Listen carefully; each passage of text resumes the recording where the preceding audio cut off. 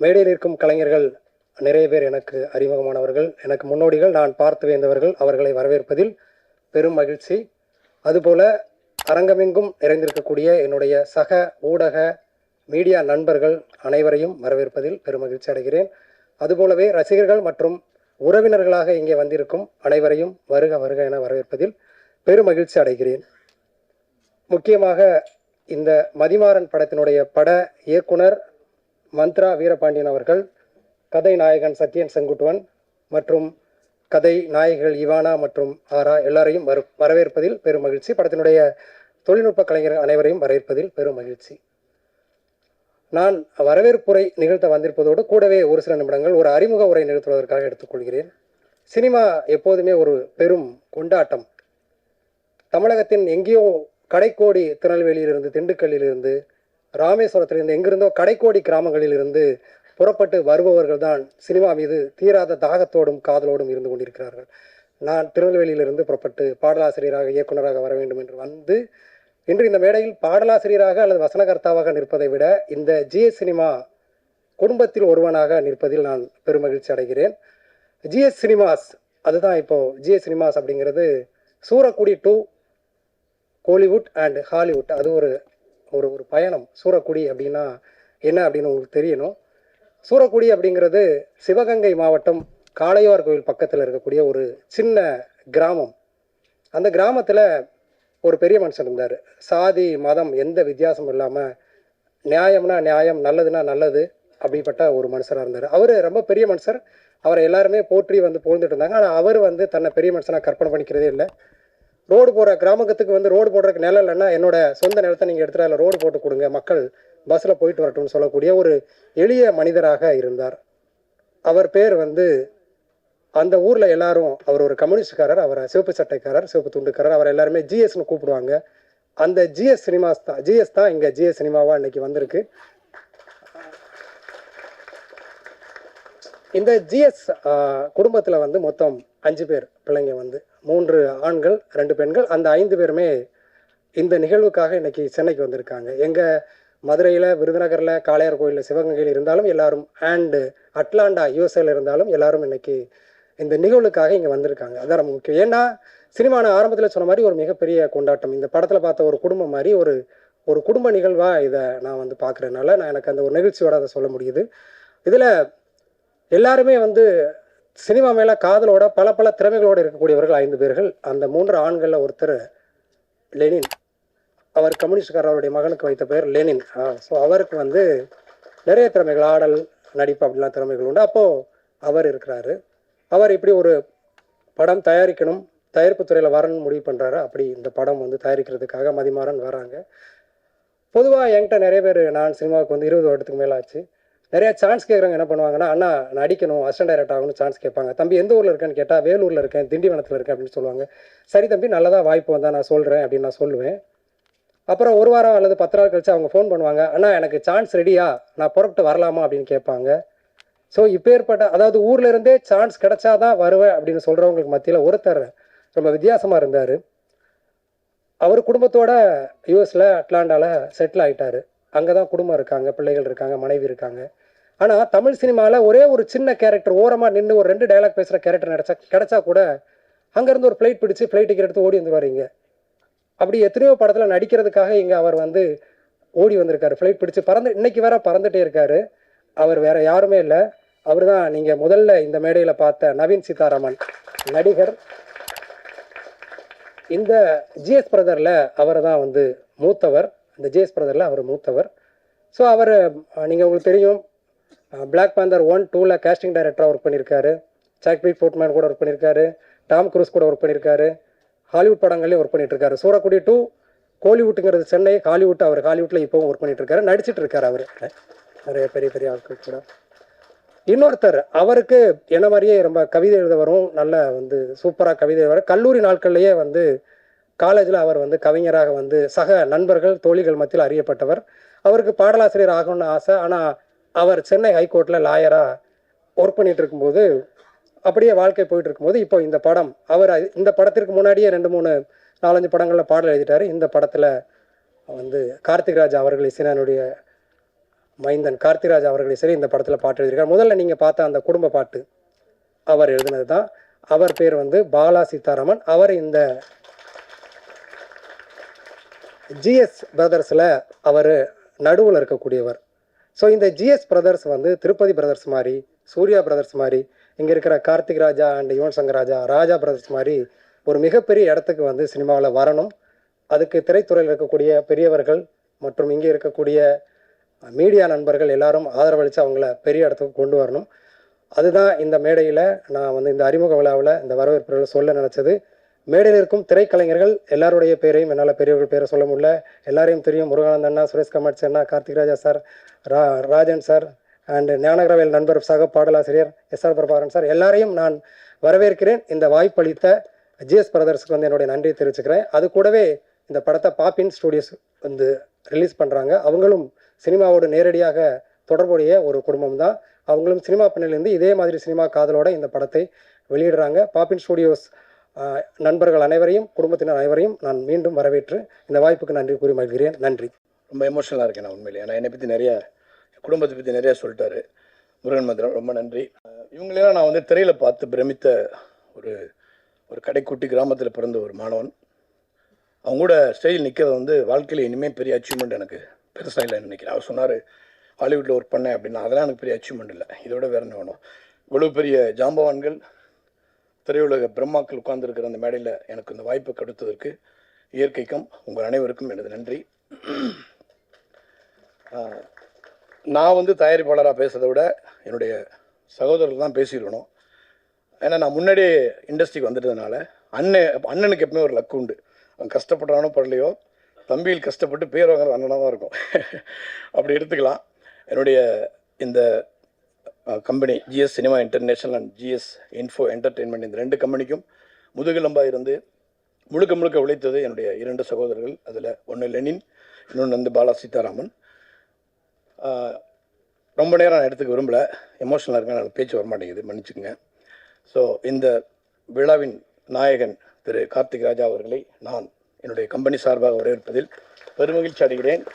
ஐயா ராஜன், அண்ணன் எஸ்ஆர் பிரபு, அண்ணன் சுரேஷ் காமாட்சி, நாங்கள் ஒரே பள்ளிக்கூடத்தில் படித்தோம். ஆனால் அவர் என்னோட ரொம்ப இளமையாக இருக்கார், என்னோட ஒரு வயசு கம்மி. அதனால் நான் அண்ணன் தான் கூப்பிடுவேன், அவர் என்ன அண்ணன் கூப்பிடுவார். அண்ணன் சுரேஷ் காமாட்சி என்னுடைய ஆஸ்தான நடிகர். அண்ணனுக்கு வந்து ஹாலிவுட்டில் படங்களில் வாய்ப்பு கிடைக்கன்னு நான் கடவுள் நம்பிக்கை இருக்கோ இல்லையே வேண்டிக்கிறேன். ஆனால் ஒரு ஹாலிவுட் ஆஸ்கார் வாங்கக்கூடிய 15 ஆஸ்கார், 20 ஆஸ்கார், 100 ஆஸ்கார் வாங்கக்கூடிய ஒரு ஆகச்சிறந்த நடிகன் அப்படின்னா எனக்கு இன்ஸ்பிரேஷன் அப்படின்னா அண்ணன் பாஸ்கர் தான். தயவுசெய்து படம் 29 ரிலீஸ் ஆகுது. என்னுடைய பணிவான வேண்டுகோள், திரையரங்களை பாருங்கள், அண்ணன் பாஸ்கருடைய நடிப்பு பாருங்கள். அவர் கிளிசரின் போட மாட்டார், ஒரே டேக்கில் ஒரு டைலாக் பேசியிருப்பார். நீங்கள் அழுகலைன்னா அடுத்தோட நான் என்னை பார்க்கும்போது கேளுங்க. அண்ணன் எம்எஸ் பாஸ்கர். அதே மாதிரி கார்த்திக் ராஜா சொல்ல வேண்டாம், அது வந்து நான் சொல்லவே தேவையில்லை, நான் சொல்கிறது ரொம்ப எனக்கு இதாக இருக்கும். அடுத்து என்னுடைய ஆஸ்தான நண்பர் நந்தகோபால், அவரை வரவேற்பதில் நான் மகிழ்ச்சி அடைகிறேன். அடுத்து நான் மாப்பிள்ளைன்னு போடுவேன், முருகானந்த் தான்.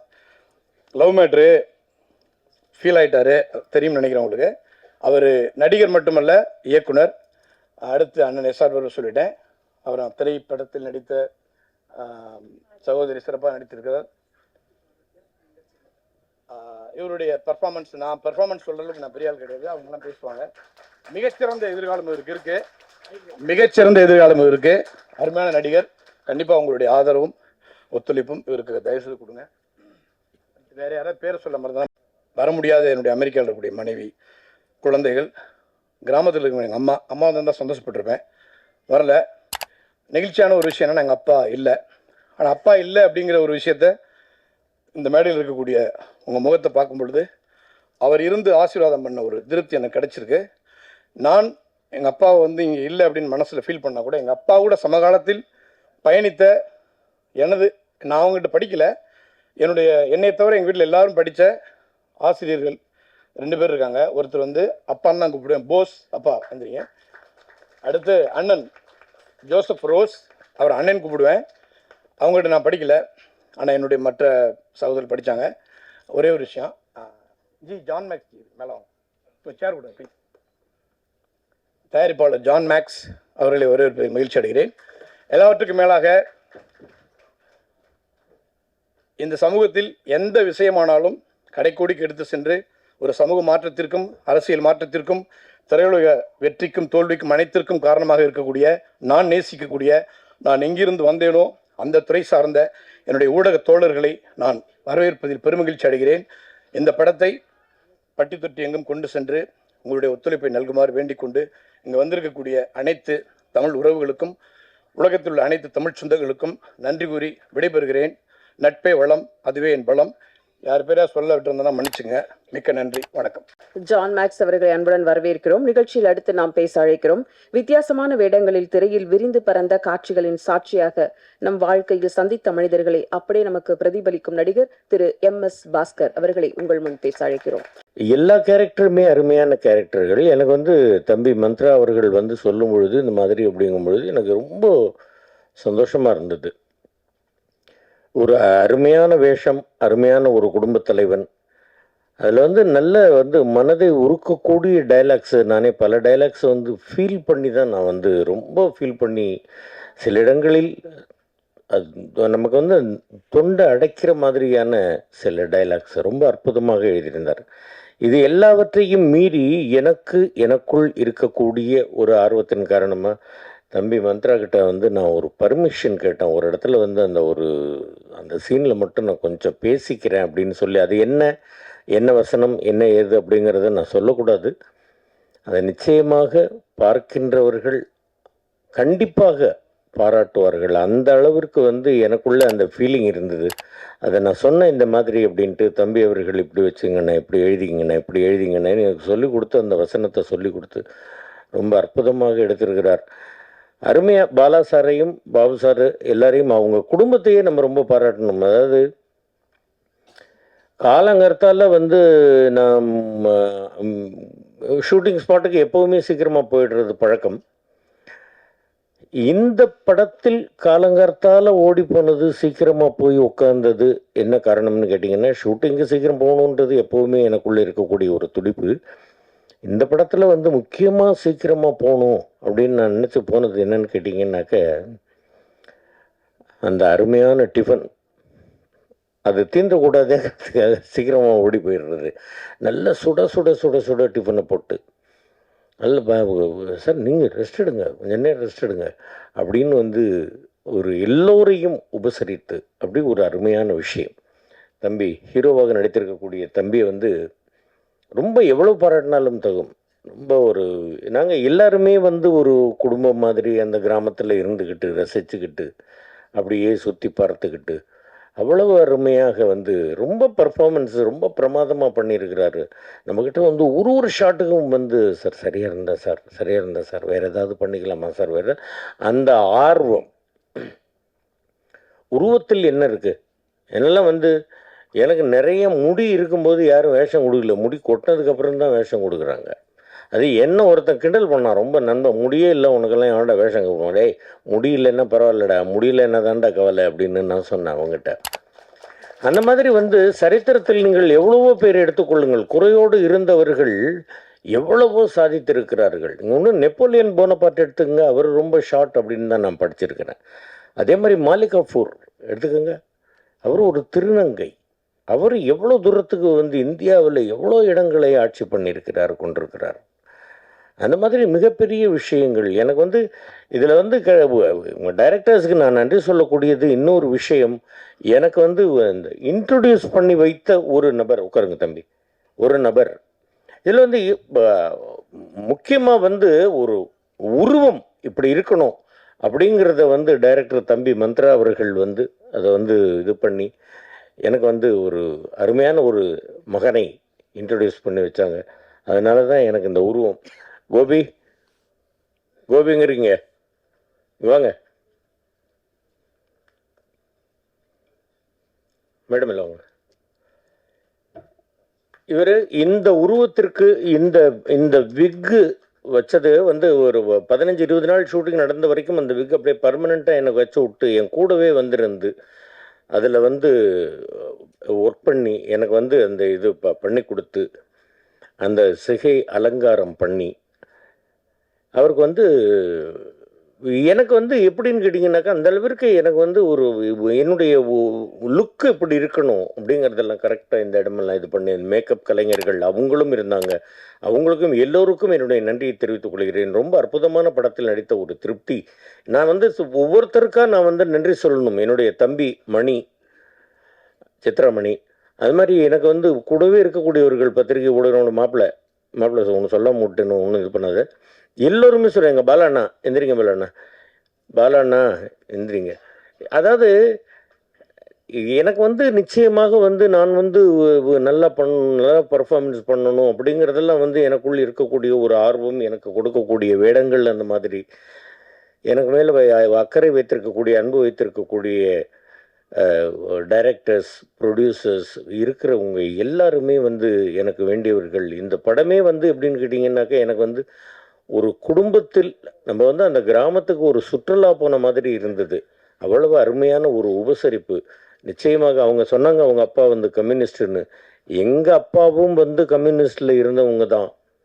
ஐயா ஜீவா அவர்களோடெல்லாம் வந்து எங்கள் அப்பா ஜெயிலில் இருந்திருக்கிறாங்க. இது எல்லாத்தையும் நான் வந்து அவங்கள்ட்ட சொல்லியிருக்கிறேன். அந்த மாதிரி வந்து அவங்க வந்து அந்த ஊருக்காக நல்லது செய்தவர்கள். நாங்கள் போய் பார்க்குற நேரத்தில் என்னமோ எங்களுடைய துரதிர்ஷ்டம் அவங்க வந்து இல்லை. இருந்தாலும் அவங்களுடைய ஆன்மா எங்கிருந்தாலும் நிச்சயமாக இந்த படத்தை வாழ்த்து கொண்டிருக்கும். அருமையான இசை. தம்பி அவர்களை பற்றி நான் சொல்லணும் அப்படிங்கிற அவசியம் கிடையாது. பூக்கடைக்கு விளம்பரம் தேவையில்லை அப்படிங்கிறது தான் உண்மை. எல்லாரையும் ஒவ்வொருவராக நான் வந்து என்னுடைய மனமார்ந்த நன்றிகளை தெரிவித்துக் கொள்கிறேன். இந்த படம் மிகப்பெரிய வெற்றியடைய வேண்டும். தம்பி மந்த்ரா வீரபாண்டியன் அவர்கள் மிகப்பெரிய இயக்குனர்கள் வரிசையில் செல்ல வேண்டும். இதே மாதிரி நல்ல நல்ல படங்களாக கொடுக்க வேண்டும் அப்படின்னு எங்கள் ராஜன் அண்ணன், அவரை பார்த்தாலே எனக்கு ஒரு பயம். எனக்கு டப்பிங் காலத்துலேருந்து என்னை திட்டிகிட்டே இருப்பார். இருக்கிறதுல என்னடா பண்ணுற, என்னடா பேசுகிற, கரெக்டாக பேசுகிறேன். இவரும் சண்முக சுந்தரண்ணன் 2 பேரும் சேர்ந்துக்கிட்டு தான் என்னை திட்டுவாங்க.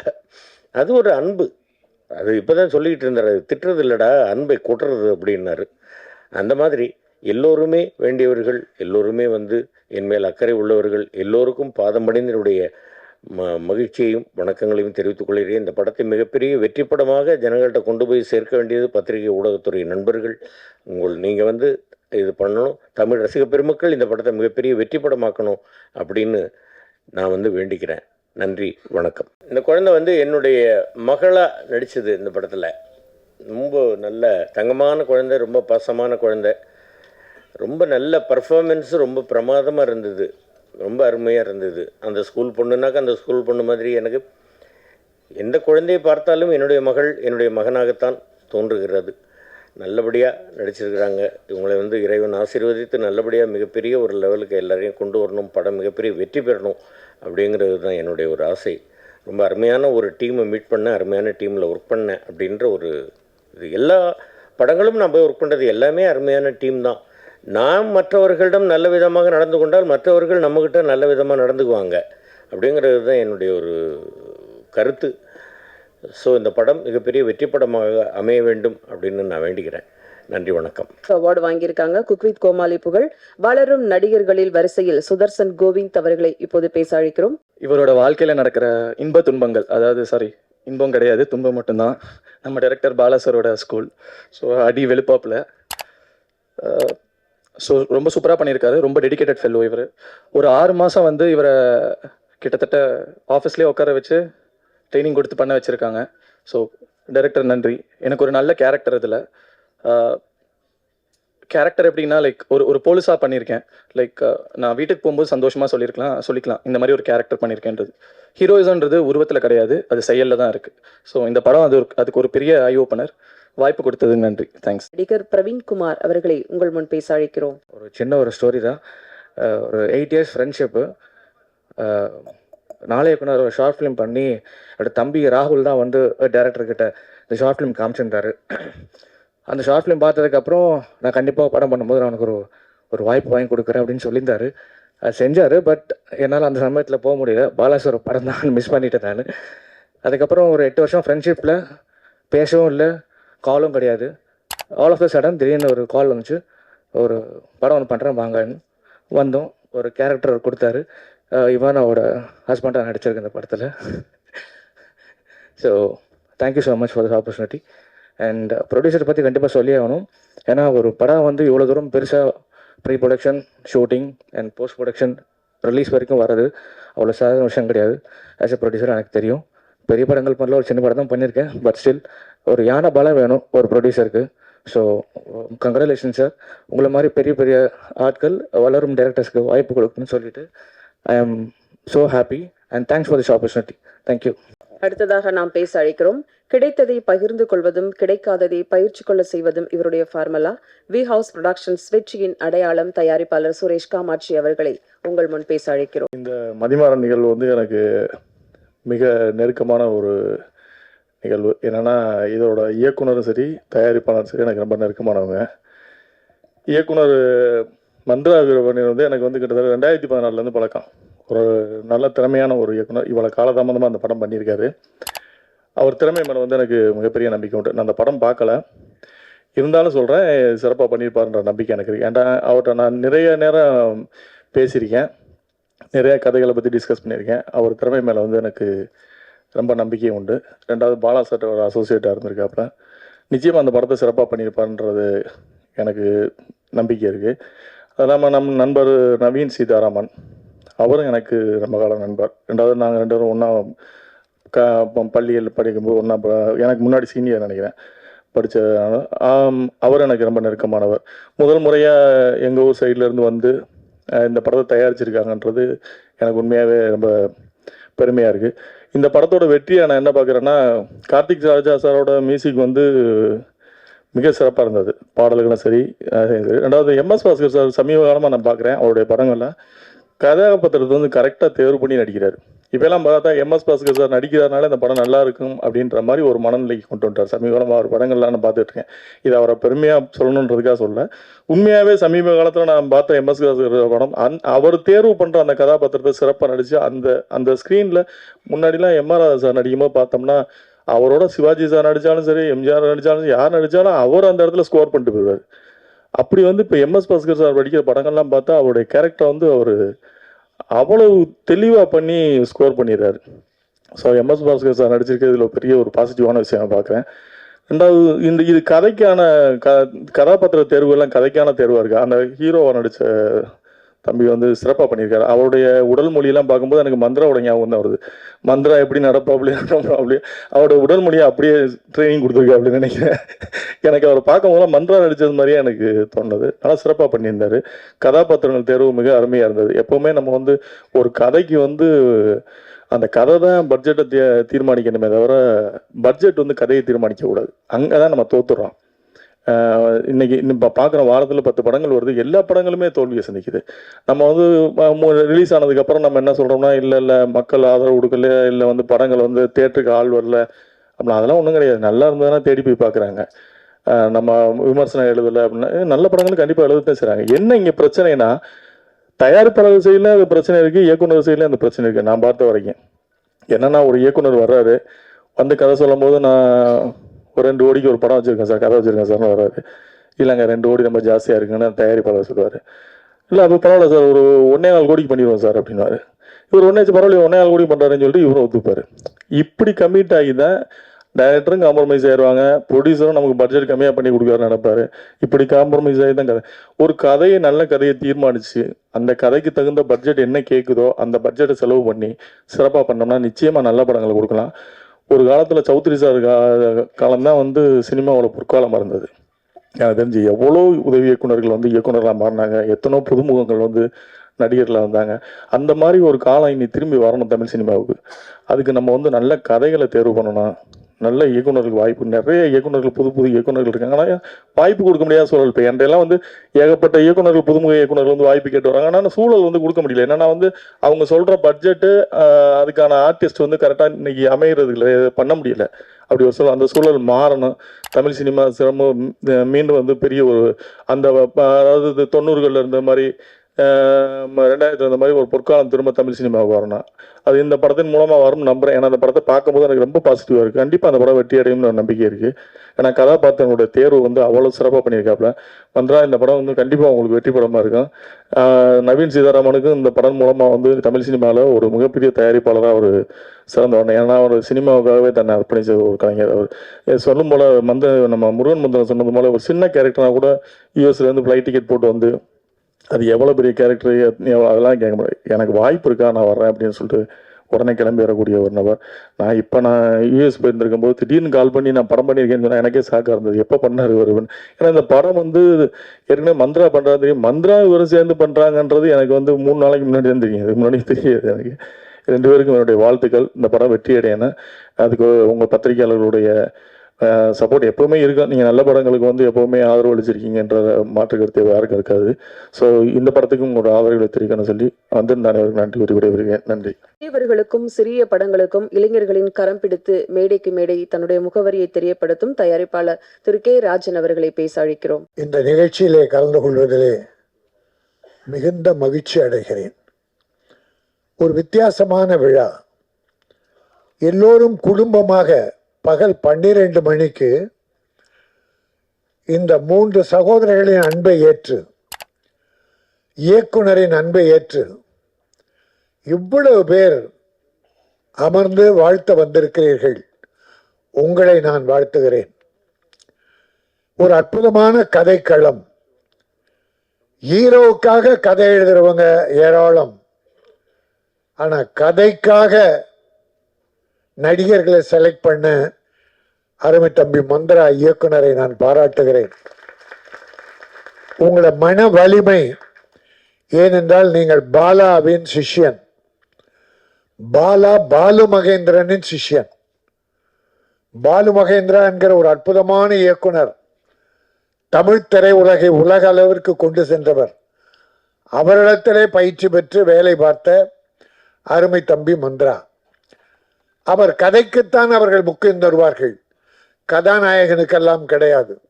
ஏனென்றால் இது கதாநாயகன் என்று சொன்னால் வெளியில சிரிப்பார்கள். ஆனால் இந்த படம் பார்த்த பிறகுதான், ஓ இப்படி ஒரு கதாநாயகனும் இருக்கிறாரே என்று ஆச்சரியப்படுவார்கள். அந்த தம்பி அற்புதமா நடிக்க வச்சிருக்காங்க. உயரம்தான் குள்ளம், ஆனா உள்ளம் உயரம் இல்ல. உயர்ந்த உள்ளம். உயரமா தடியா இருந்து என்ன பிரயோஜனம்? நாட்டுக்கு ஒரு கருமமும் கிடையாது. ஆனால் உள்ளம் நிறைந்தவர்களால் இந்த நாட்டுக்கு பெரும் பெருமை. பேரறிஞர் அண்ணா அவர்கள் குள்ளமானவர் தான். நெடுஞ்செழி உயரமா இருப்பாரு, அன்பழகம் உயரமா இருப்பாரு, டாக்டர் கலைஞர் கூட உயரமா இருப்பார். ஆனால் இவர்களுக்கெல்லாம் தலைமை தாங்கிய ஒரு அற்புத தலைவன் பேரறிஞர் அண்ணா. அவர்கள் எம்பியாக தேர்ந்தெடுக்கப்பட்டார்கள். மெம்பர் ஆஃப் பார்லிமெண்ட், பாராளுமன்றம் போறார். அங்க வட இந்தியக்காரன் போற கொழுத்து போயிருக்கிறான். ஒவ்வொருத்தரும் ஒரு 150 கிலோ 200 கிலோ உள்ள வந்தாங்க. ரொட்டியும் வெண்ணையும் சாப்பிட்டு எம்பிக்கள். ஆனா அந்த சபையிலே ஒரு குள்ளமான ஒருவர் முதல் முறையாக போகிறார். அவரை அப்போ கிருஷ்ணமாச்சாரியார், டி கிருஷ்ணமாச்சாரிய மாபெரும் பொருளாதார நிபுணர். கிருஷ்ண மேனன் இராணுவ மந்திரி, மிகப்பெரிய பேச்சாளர், 2 மணி நேரம் பேசுவார் உலக வழக்குகளை. நேரு பிரான் பிரைம் மினிஸ்டர். அந்த அவைக்கு முதல் முறையாக ஒரு குள்ளமான அண்ணா உள்ளே போறார். எல்லாரும் கிண்டல் கேலி நகைக்கிறார்கள். இவர் ஒரு எம்பியா, தமிழ்நாட்டில இருந்து வந்தாரார். அண்ணா பேசுகிற வாய்ப்பு கிடைத்தது.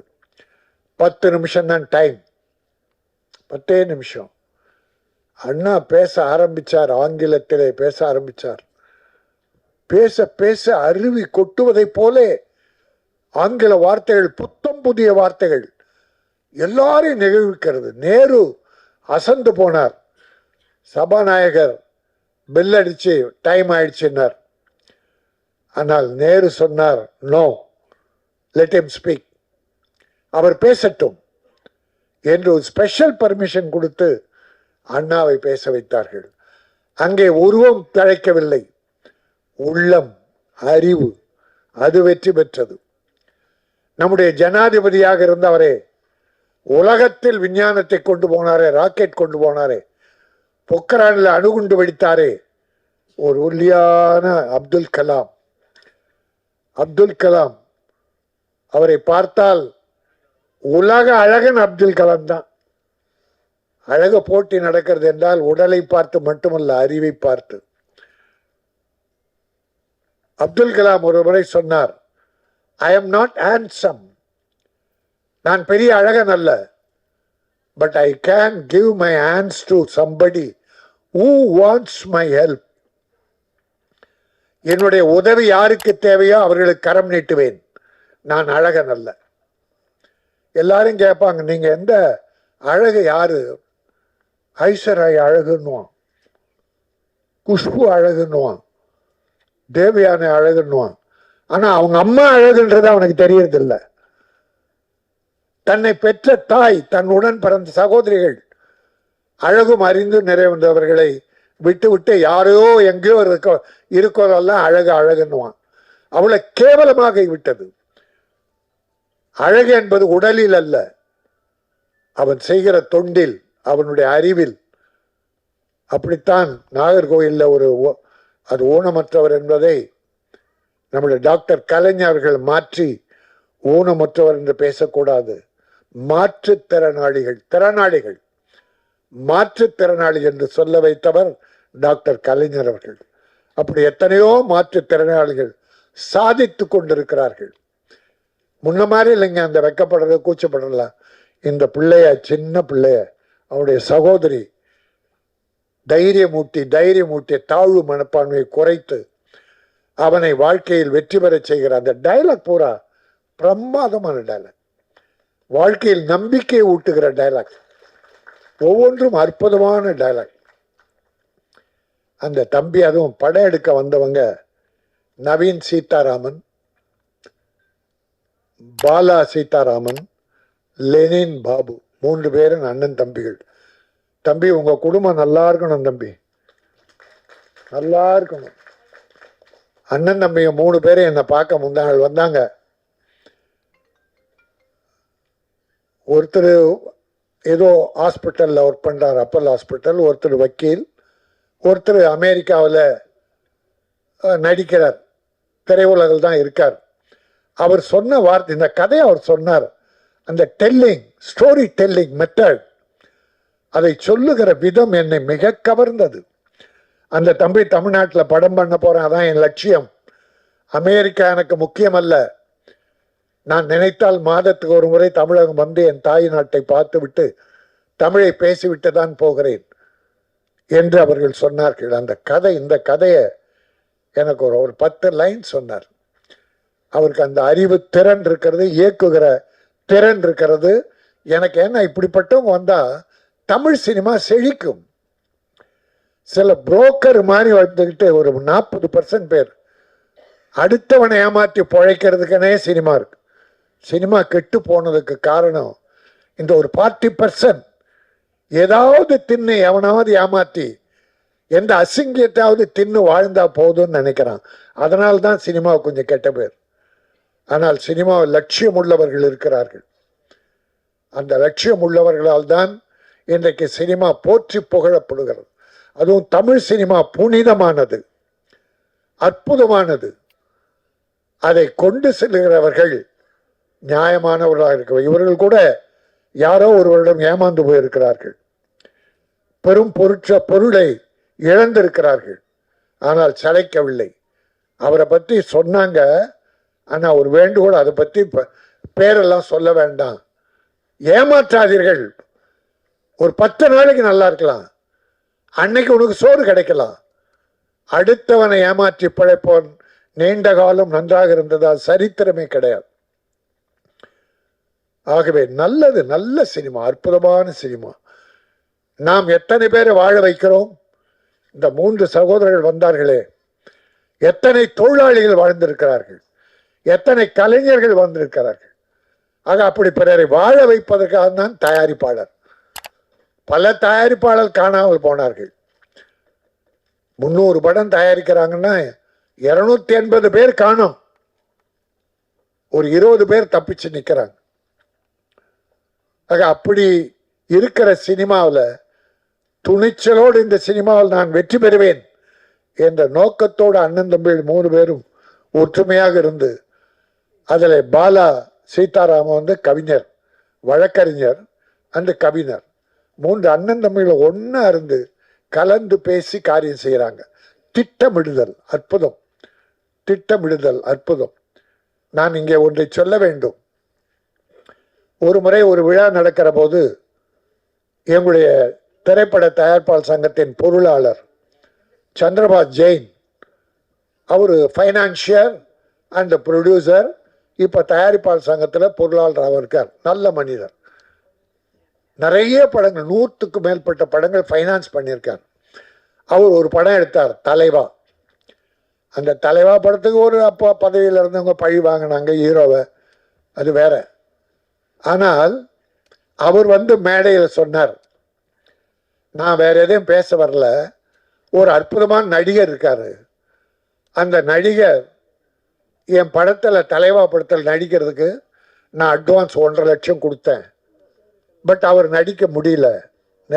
அன்னைக்கு அவரால் வர முடியல, நடிக்கலை. ஆனால் 1 மாதம் கழித்து அந்த நடிகர் என்னை தேடி வந்து, நான் கொடுத்த 1.5 லட்சத்தை இந்தாங்க வச்சுங்க, உங்கள் படத்தில் என்னால் நடிக்க முடியல என்று சொல்லி திருப்பி கொடுத்தவர். அவரை போன்ற நடிகர்கள் நாட்டுக்கு வேணும்னார். அவர் தான் தம்பி MS பாஸ்கர். சந்திரபாஸ் ஜெயின் மேடையில் அது மட்டும் பேசதான் வந்தேன். ஏன்னா இது ஏன் சிறப்பு பெறுதுன்னா, அட்வான்ஸ் வாங்கி நடிக்காமலே வேற படத்துக்கு அதிக சம்பளம் கொடுக்குற படத்துக்கு போயிட்டு இதுக்கு நடிக்க மாட்டான், வாங்கின பணத்தை திருப்பி கொடுக்க மாட்டான். நிறைய நடிகர் இருக்கான், நிறைய நடிகர்கள். எங்கிட்டே 3 நடிகர்கள் ரொம்ப வேண்டியவங்க 2 லட்சம் 1 லட்சம் 3 லட்சம் வாங்கிட்டு நடிக்கல, கொடுக்கல.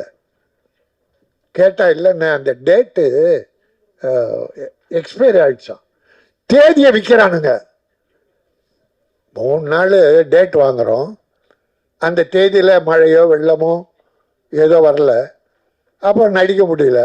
நான் தான் தேதி கொடுத்தேன், நீங்கள் நடிக்கலண்ணே, எடுக்கலண்ணே, அதனால ஃபைனா. பாவி ப்ரொடியூசர் கஷ்டப்படுறான், உனக்கு பணத்தை கொடுத்துட்டு சாப்பாட்டுக்கு இல்லாமல் கஷ்டப்படுது குடும்பம். ஒரு இறக்கம் உள்ளம் கிடையாதா? எவ்வளோ நாள் நல்லா இருக்க போறீங்க அடுத்தவன் பணத்தை வச்சுக்கிட்டு? ஆகவே ஒரு நல்ல நிகழ்ச்சி. இங்கே எங்கேயோ போகுது ரூட்டு. ஆனால் இந்த மதிமாறன் என்கிற படம் முக்கியமான விஷயம். இப்பதான் இந்த தமிழ் உலகத்தை இசைத்துறையில் உலகளாவில் ஓங்கி செலுத்து சென்ற இசைஞானி இளையராஜாவின் மகன் கார்த்திக் ராஜா, அவருடைய அற்புதமான இசை. 3 பாடல்கள், 2 பாட்டு சின்ன சின்ன பாட்டு, ரீ ரெக்கார்டிங். அந்த குடும்பத்துக்கு அவர் வழி வந்தவங்களுக்கு ஒன்று நம்ம இப்போ புதுசாக சொல்ல வேண்டியதில்லை. அது பாராட்டு மழை பொழிந்த, அதில் நனைந்து கொண்டிருக்கிற குடும்பம். அவர் அப்பாவும் சரி, பிள்ளைகளும் சரி. அந்த தம்பி இங்கே ப்ரொடியூசர் ஒத்துழைத்து அற்புதமாக படம் பண்ணி கொடுத்துருக்காரு. அவர் தான் இன்றைக்கு ஹீரோ. அவரை நான் மனதார பாராட்டுகிறேன். இதை விட இன்னொன்று பாராட்ட போகிறேன். இதில் பாருங்க, சால்வே யாருக்கும் போடலை. சால்வை, பூச்செண்டு மொத்தையாக கொடுக்குறானுங்க. சால்வை, இந்த ராஜஸ்தான் சால்வை இல்லை, இந்த ஜிகினா சால்வை ஒன்றுத்துக்குமே உகையப்படாது. அப்படி போட்ட உடனே தூக்கி போட்டவன். அதை விட நம்ம கைத்தறி துண்டு ஒரு 6 மாதம் உடம்பு துடைக்காவது பயன்படும். தமிழர்கள் நெசவாளிகள், ஈரோடு, கோயம்புத்தூர், நம்ம சகோதரன் நெய்கிறான், அதை வாங்க மாட்டாங்க. அந்த ஜிகினா 300-400 வாங்கி போட்டு யாருக்கும் உபயோகப்படாது. ஆனால் இங்கே எதுவுமே இல்லை. நான் பாராட்டுகிறேன். செலவுகளை எப்படி குறைக்கணும்னு சினிமாவில் பாருங்க. என் தம்பி சுரேஷ் காமாட் சொன்னா, ஒரு படத்துக்கு என்ன செலவு தேவையோ பண்ணணும். அந்த செலவு பண்ணி தான் ஆகணும். அது படத்தில் இருக்கணும்.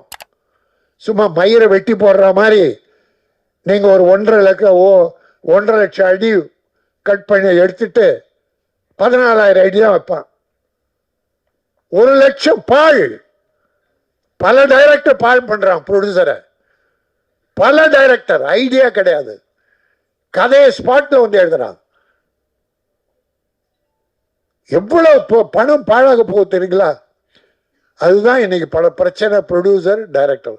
ஆனால் இங்க டைரக்டர் ப்ரொடியூசர் இணக்கமா சகோதரத்தனமா எப்படி பூஜை ஆரம்பிச்சாங்களோ இன்றைக்கு ஆடியோ ஃபங்க்ஷன் வரைக்கும் படம் ரிலீஸ் வரைக்கும், ஏன் அதை தொடர்ந்து கூட அன்பு சகோதரர்களாக ஒன்றாக இருக்கிறார்கள்.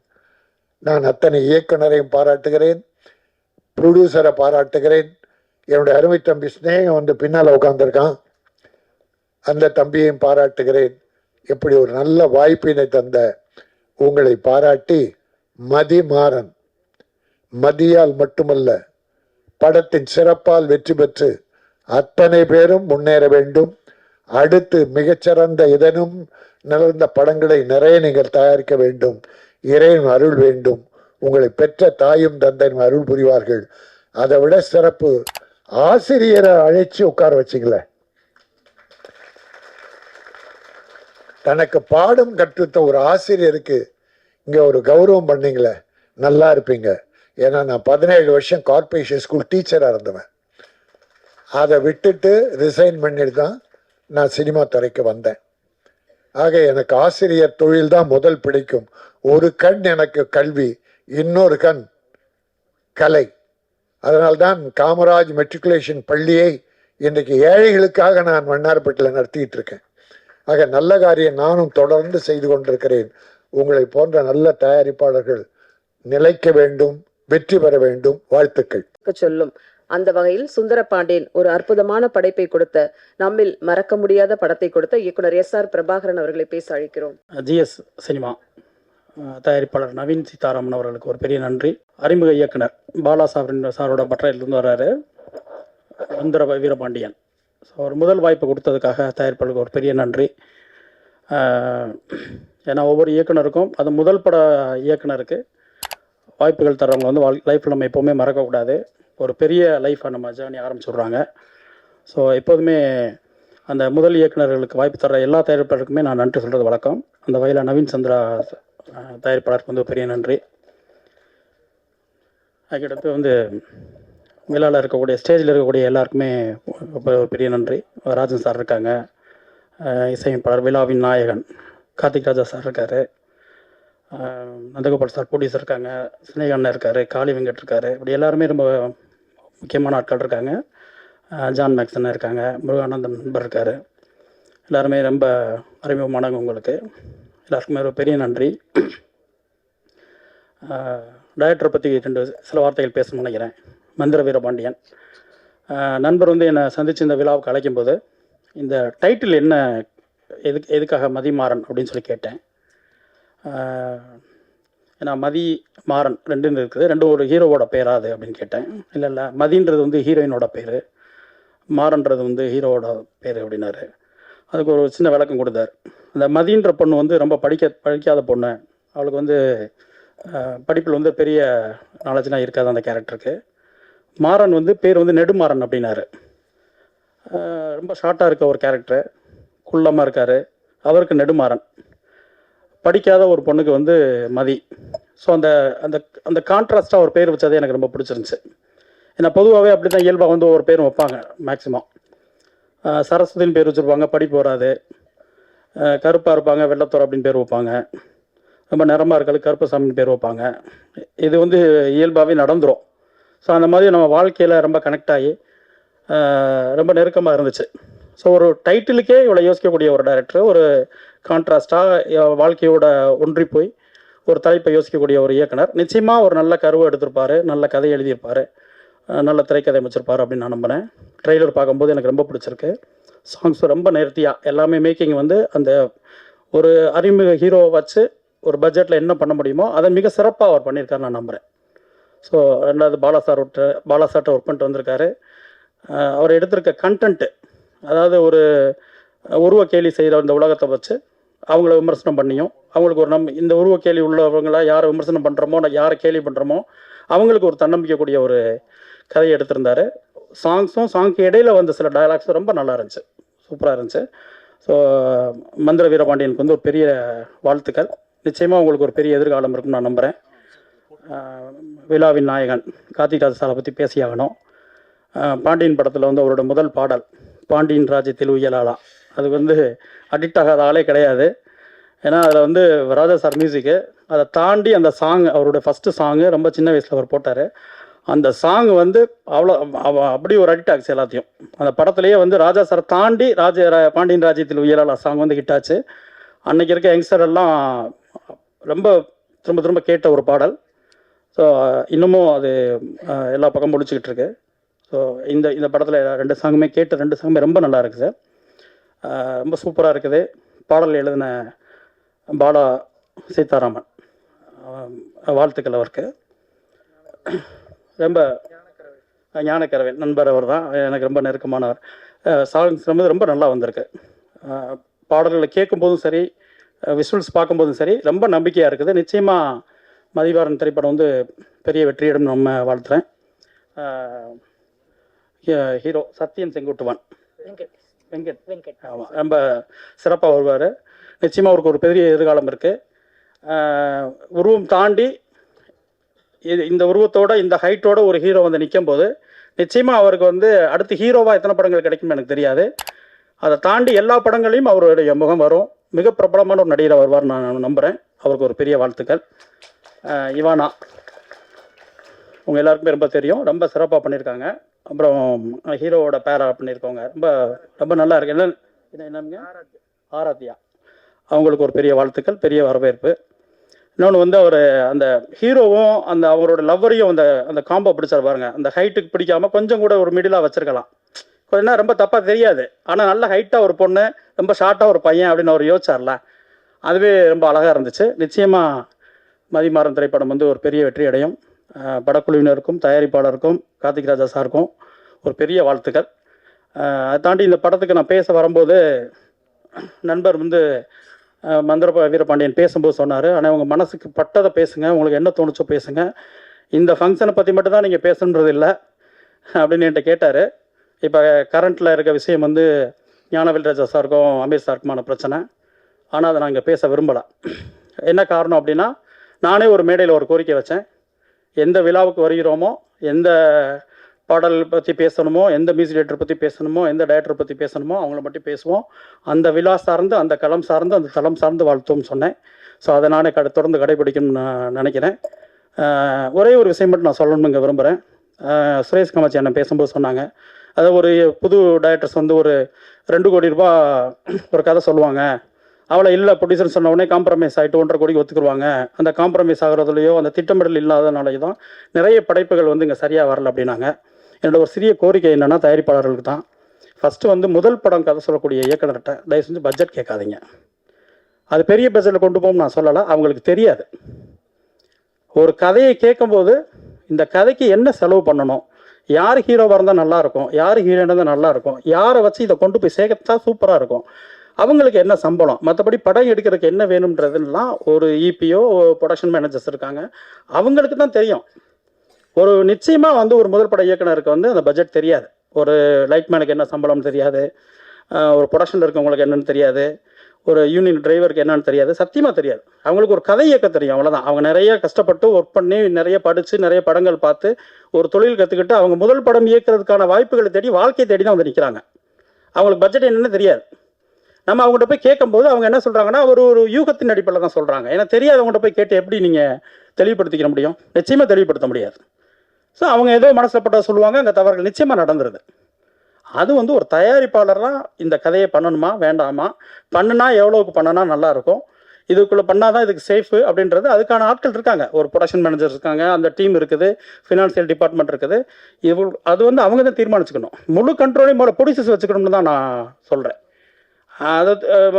அதை விட்டுட்டு அதை வந்து ஒரு முதல் இயக்குனர் மேலே, முதல் பட இயக்குனர் மேலே வந்து செலவு பண்ணிட்டான், அது பண்ணிட்டான், இது பண்ணிட்டான் அப்படின்னு சொல்லி மொத்தம் அவங்க வாழ்க்கையை காலி பண்ணி அவங்களோட ஃபியூச்சர்ஸ் எல்லாம் அப்படி மொத்தமாக எடுத்துகிட்டு போகிறது வந்து அது சரியாக இருக்குல்ல. ஏன்னா அது தெரியாதவங்கள்ட்ட போய் நம்ம கேட்குறது, வழி தெரியாதவங்கள்ட்ட போய் வழி கேட்டுட்டு உட்காந்து எப்படி சொல்ல முடியும்?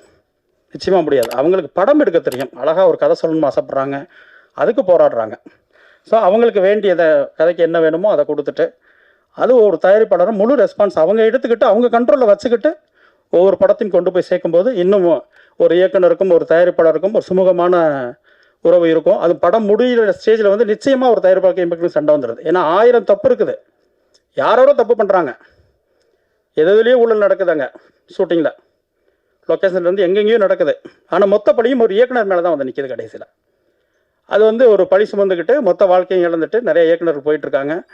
அது வந்து தயாரிப்பாளர் ரெஸ்பான்ஸ் எடுத்துக்கிட்டு அவங்க கரெக்டான டீம் வச்சு ஒவ்வொரு நாளும் ஒவ்வொரு நகர்வையும் அவங்க கண்காணித்து ஏவிஎம் சரண் சார் இல்லையா எவ்வளோ படங்கள் பண்ணியிருக்காங்க. அவங்க போட்ட பட்ஜெட்டில் முடிஞ்ச வரைக்கும் அவங்க படங்களில் வந்து அவங்க கண்ட்ரோல் பண்ணி கொண்டு போகிறாங்க.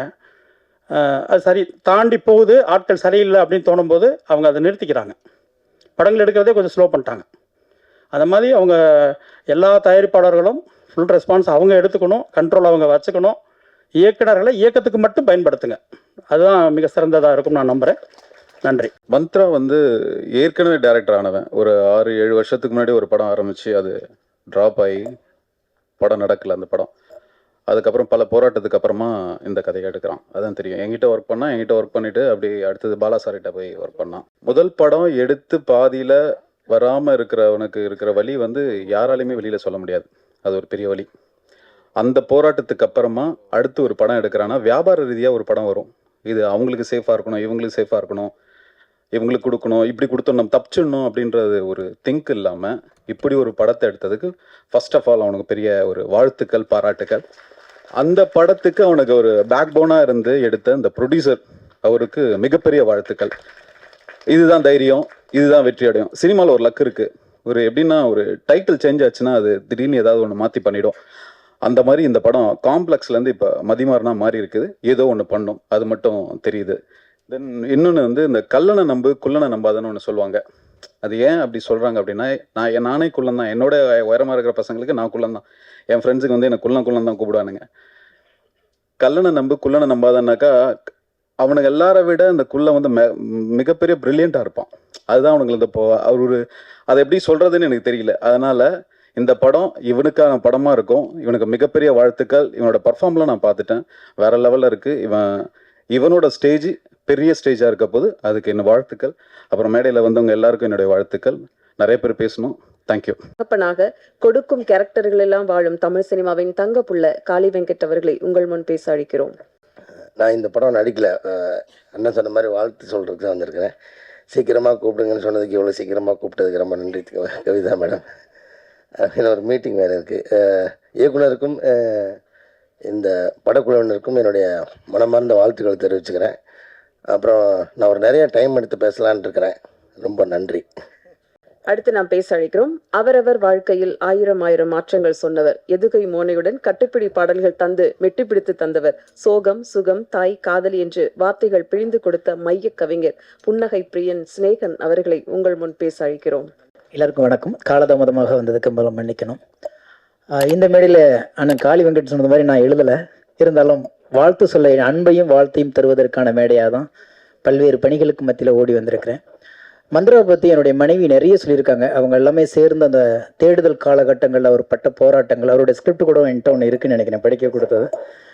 அவ்வளோ போராட்டத்துக்கு அப்புறம் இந்த படத்தை வந்து இன்னைக்கு இந்த லெவலுக்கு கொண்டு வந்திருக்காங்க. மிகச்சிறந்த போராளி, நிறைய தேடுதலோடு இருந்தார் அப்படின்னு. அந்த நட்பில் இவர் இன்னைக்கு தான் நான் நேராக சந்திக்கிறேன். ஆனால் அவங்க சொல்லி அவர் மேலே ஒரு பெரிய மரியாதை எனக்கு உண்டு. அதே மாதிரி இந்த படத்துடைய தயாரிப்பாளர் என்னுடைய நெருங்கிய நண்பர். அவர் வந்து இந்த படத்தை நம்பி மந்த்ராவையும் அந்த கதைக்களத்தையும் நம்பி இறங்கி இன்றைக்கு அதை எப்படியாவது வெளியில் கொண்டு வந்துடணும். சில பேர் என்ன செய்வாங்கன்னா, ஒரு காலகட்டம் ஒரு போராட்டம் வரும்போது பயம் வரும். அந்த பயத்தை மீறி இதை எங்கேயாவது நான் கொண்டு வந்து நிறுத்திடணும் அப்படிங்கிற அந்த போராட்டம் இன்னைக்கு அவர் வந்து வேறு ஒரு களத்துக்கு எடுத்துகிட்டு வந்து இதை கொண்டு போய் மக்கள்கிட்ட சேர்த்தே ஆகணும்னு அந்த எடுத்த அந்த பெரும் போராட்டத்துக்கான முயற்சி தான் இந்த மேடையாக நான் பார்க்குறேன். உண்மையிலேயே இந்த மாதிரி தயாரிப்பாளர்கள் ஜெயிக்கும் போது தான் நிறைய புதிய படைப்பாளிகளுக்கான கதவுகள் திறந்து விடும் அந்த நம்பிக்கை எனக்கு இருக்குது. அதுக்கப்புறம் இந்த படத்துடைய கதாநாயகன் இந்த படத்துடைய இந்த நிகழ்வுடைய கதாநாயகன் கார்த்திக் ராஜா. அவரை பற்றி பேசணும்னா மணிக்கணக்கில் நான் பேசிகிட்டே இருக்கணும். காரணம்னு கேட்டிங்கன்னா, நான் ஆரம்ப காலகட்டங்களில் பாடல் எழுதும் பொழுது இளையராஜா சாருடைய வீட்டுக்குள்ளே முதலாக நான் அடி எடுத்து வச்சது அவர் மூலியமாக தான் எடுத்து வச்சேன். அது பல நாள் இரவு பகல் பார்க்காம அவருக்கு ஒரு சின்ன ஸ்டுடியோ உள்ளே வச்சுருப்பாரு. அங்கேயே படுத்து அங்கேயே எழுதி ஒரு அற்புதமான இசையமைப்பாளர். அவருக்கான களம் இன்னும் கிடைக்கலைன்னு எனக்கு மிகப்பெரிய ஏக்கம் இருந்துக்கிட்டே இருக்கும். அவ்வளோ திறமைகளும் அவ்வளோ அந்த உழைப்பும் கொட்டிக்கிட்டே இருக்காரு. அவருக்கான சரியான ஒரு களம் கிடைக்கலையோ அப்படிங்கிற ஒரு மிகப்பெரிய ஏக்கம் அவரை பார்க்கும் போதெல்லாம் எங்கள் நட்புக்குள்ள இருக்கும். எங்களுக்குள்ள அவ்வளோ பெரிய ஒரு நட்பு இருக்கு, தொடர்ந்து அது வந்து கொண்டிருக்கிறது. அதை இந்த படம் மறுபடியும் அடுத்த கட்டத்துக்கு எடுத்துட்டு போகிற நம்பிக்கை இருக்கிறது. அதே போல இதில் நடித்தவர்கள், இந்த படம் வந்து எப்பயுமே ஒவ்வொரு சினிமாவும் இந்த சமூகத்தில் ஏதோ ஒன்று சொல்ல தான் வந்து கொண்டே இருக்கிறது. வெறுமனே ஒரு காலகட்டத்தில் பொழுதுபோக்காக வந்து போய்கிட்டு இருந்த அந்த காலகட்டம் மலையேறி விட்டது. ஏதோ ஒன்று சொல்லணும்னு ஆசைப்படுது, அது எத்தனை பேர் சேர்ந்து போகுன்னு தெரியுது. ஆனால் இந்த படம் உருவ கேளிகளை பற்றி ஒரு அழுத்தமான ஒரு பதிவு பண்ண வந்திருக்கிறது. எனவே நல்ல விஷயங்களை கொண்டு போய் சேர்க்கறதுக்கு களம் பத்திரிகையாளர்கள் தான். எல்லோருமே உழைப்போம், புதிய படைப்புகள் வந்துட்டு இருக்கணும். காரணம், ஒரு சமூகம், எந்த சமூகம் படைப்பாளிகளையும் படைப்பையும் கொண்டாடுதோ அதுதான் உயர்ந்த சமூகமாக இருக்கும். அதுதான் வளர்ச்சி அடைஞ்ச சமூகத்தை வளர்த்து விடுவதற்கான ஒரு பெரிய காலகட்டம் இருக்கும். எனவே படைப்புகள், படைப்பாளிகளை எப்போதுமே நம்ம தூக்கி கொண்டாட வேண்டிய ஒரு காலகட்டத்தில் தான் இருந்துகிட்டே இருக்கும். படைப்புகள் மட்டும் புதிதாக இல்லை என்றால், புதிய சிந்தனைகள் இல்லை என்றால், மறுமலர்ச்சிகளும் பரிணாம வளர்ச்சிகளுமே இல்லாமல் தொலைஞ்சு போயிருக்கும். எங்கேயோ ஒரு இடத்துல இன்னும் நம்ம வந்து காடோடிகளாகவும் எங்கேயோ ஒரு தேடுதலை வேட்டையாடுக சமூகமாகவே வாழ்ந்துட்டு இருந்திருப்போம். படைப்புகள் தான் நாகரிகத்திலிருந்து அடுத்தடுத்த கட்டத்தில் புதிய சிந்தனைகளை படைத்து கொண்டு இருக்கிறது. எனவே அப்படி வளர்ச்சி அடைந்து கொண்டிருக்கின்ற சமூகத்திற்கு இந்த கருத்தும் வேறொரு களத்தை எடுத்து போகும் என்ற நம்பிக்கை இருக்கிறது. மிகச்சிறந்த உழைப்பாளிகள், போராளிகள் சேர்ந்து ஒரு படைப்பை கொடுத்திருக்கிறார்கள். மக்களிடம் கொண்டு போய் சேருங்கள். நன்றி, வணக்கம், வாழ்த்து.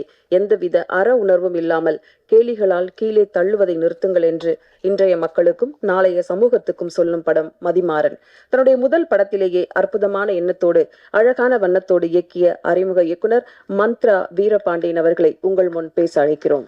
மாதாபிதா குரு பாலசார் தான். அதுக்கப்புறம் தெய்வம் இருக்க வேண்டிய இடத்துல பாபு சாரை சொல்கிறதுக்கு ஒரே ஒரு காரணம் தான். இந்த மேடை கிடைக்கிறதுக்கு 11 வருஷம் ஆயிருக்கு. 2012 ஓமனில் ஒரு மெக்கானிக்கல் இன்ஜினியராக ஒர்க் பண்ணிகிட்டு இருந்தேன். சின்ன வயசுலேருந்தே எப்படியாவது சினிமாவில் சாதிக்கணும்னு ஒரு ஆசை இருந்தது. கொஞ்சம் நல்லா படித்ததுனால இன்ஜினியரிங் சேர்த்து விட்டாங்க. அப்புறம் அப்படியே ஆயில் அண்ட் கேஸில் ஒர்க் பண்ணிட்டு அது எப்படியோ மறுபடியும் இந்த சினிமாவுக்கே கொண்டு வந்துருச்சு. ஸோ 2012 இதே டிசம்பரில் தான் நான் வந்து சினிமாவுக்கு வரலாம் அப்படின்னு வந்தேன். ஆனால் எனக்கு சென்னையில் யாரையும் தெரியாது, சினிமாவும் தெரியாது. ஸோ இங்கே வந்து இந்த 11 வருஷம் உழைப்பு வந்து சின்னதாக கம்பெனிகளை ஏறி கதைகள்லாம் சொல்லி ஷார்ட் ஃபிலிம் எடுத்து ரத்னசிவா சார் சொல்லும்போது ஒரு படம் கமிட் ஆகி பாதியில் நிறுத்தப்பட்டதாக சொன்னார். நான் அவர்கிட்ட அசிஸ்டண்ட்டாக ஒர்க் பண்ணும்போது ஒரு ஷார்ட் ஃபிலிம் எடுத்துகிட்டு போய் அவர்கிட்ட காட்டினேன். அவர் என் மேலே உள்ள அன்பில் இது படம் மாதிரி இருக்குது, இதை ரிலீஸ் பண்ணுறான்னு சொன்னார். 20 நிமிஷம் தான் சார், அதை எப்படி சார் பண்ணுறேன்னா அது மிஸ்கம்யூனிகேஷன். ஸோ அந்த மாதிரி சின்னதாக ஏதோ பண்ணி கடைசியாக நிறைய ப்ரொடியூசர்ஸ்கிட்ட போய் கதை சொல்லும்போது, ஒரு ப்ரொடக்ஷனில் கதை சொல்லிட்டு இருக்கும்போது அங்கே பக்கத்தில் உட்காந்து கதை கேட்டவர் தான் என்னோடய தயாரிப்பாளர். அப்போ அவருக்கு என்னமோ ஒன்று என்கிட்ட ஒன்று பிடிச்சிருந்ததுனால ஒரு 6 மாதம் கழித்து என்னை ஒரு நாள் பார்க்கணுன்னு சொல்லி கால் பண்ணி கூப்பிட்டாரு. அப்படி தான் கூப்பிட்டு நான் ஒரு படம் பண்ணணுன்னு நினைக்கிறேன், உங்கள் கூட தான் பண்ணணுன்னு நினைக்கிறேன் அப்படி சொன்னார். நம்ம வந்து அத்தனை வருஷம் இதுக்காக தான் காத்துட்டு இருந்தோம். எத்தனை இடத்துல எங்கெங்கேயோ ஏறி தேடிட்டு இருக்கும்போது நம்மளை ஒருத்தர் கூப்பிட்டு, அதுவும் அவர் சொன்ன விஷயம் அதுதான், எனக்கு சினிமாவில் யாரையும் தெரியாது, எந்த நம்பிக்கை இல்லை, நான் உங்களை நம்புகிறேன், உங்கள் உழைப்பு மேலே நம்பிக்கை வைக்கிறேன்னு எனக்காக மட்டும் கதை சொல்கிறதுக்கு முன்னாடியே எனக்கு படம் கொடுத்தாரு அவர். அதுக்கப்புறம் தான் நான் என்ன கதைன்னு முடிவு பண்ணி இந்த கதையை சொல்லி அப்படி சொல்லி ஒரு ஒரு ஒரு 10-15 நாளைக்குள்ளே எல்லா வேலைகளும் நடந்து ரொம்ப குயிக்காகவே படம் எடுத்து முடிக்கப்பட்டது. ஸோ உங்கள் பேர் இல்லை, அது தெய்வம்னு சொன்னது கொஞ்சம் அண்டர்ரேட்டட் தான். உங்களை தெய்வம்னு சொல்கிறதே பத்தாதுன்னு நினைக்கிறேன்னா. Thank you so much sir. இன்றைக்கி வரைக்கும் என்னென்னா, ஜென்ரலாக ஒரு இந்த பட்ஜெட் பற்றி இது பற்றிலாம் பேசும்போது சொன்னாங்க, ஃபஸ்ட் படம் பண்ணி முடிக்கும்போது இப்போ டேரக்டருக்கும் ப்ரொடியூசருக்கும் 100% சண்டை வந்துடும். ஏதாவது சண்டை வந்துடும், அவங்க ஒரு நண்பர்களாக பேச முடியாத சூழல் இருக்கும். பட் இன்றைக்கி வரைக்கும் ஒரு அண்ணன் மாதிரி, நான் அவங்க ஃபேமிலியில் ஒருத்தர் தான் அவர், அந்த மாதிரி என்னை இன்னைக்கு வரைக்கும் வச்சுருக்கிறதுக்கு தேங்க்யூ ஸோ மச் சார். அவர் இங்கே எங்கேயுமே இல்லை, நான் சொல்கிற பாபு சார்ன்றவர். அவர் அங்கிட்ட ஓரமாக உட்காந்து கை கட்டி ஒரு ஆடியன்ஸாக பார்த்துட்ருக்காரு. Thank you so much sir, love you sir. நான் இதுக்கப்புறம் 100 படம் பண்ணுவோம் சார். பட் இந்த படம் வந்து என்னோட கரியரை ஸ்டார்ட் பண்ணி வச்சதுக்கு ரொம்ப நன்றி. ஐம் ஸோ எமோஷ்னலாக இருக்குது எனக்கு. Thank you so much.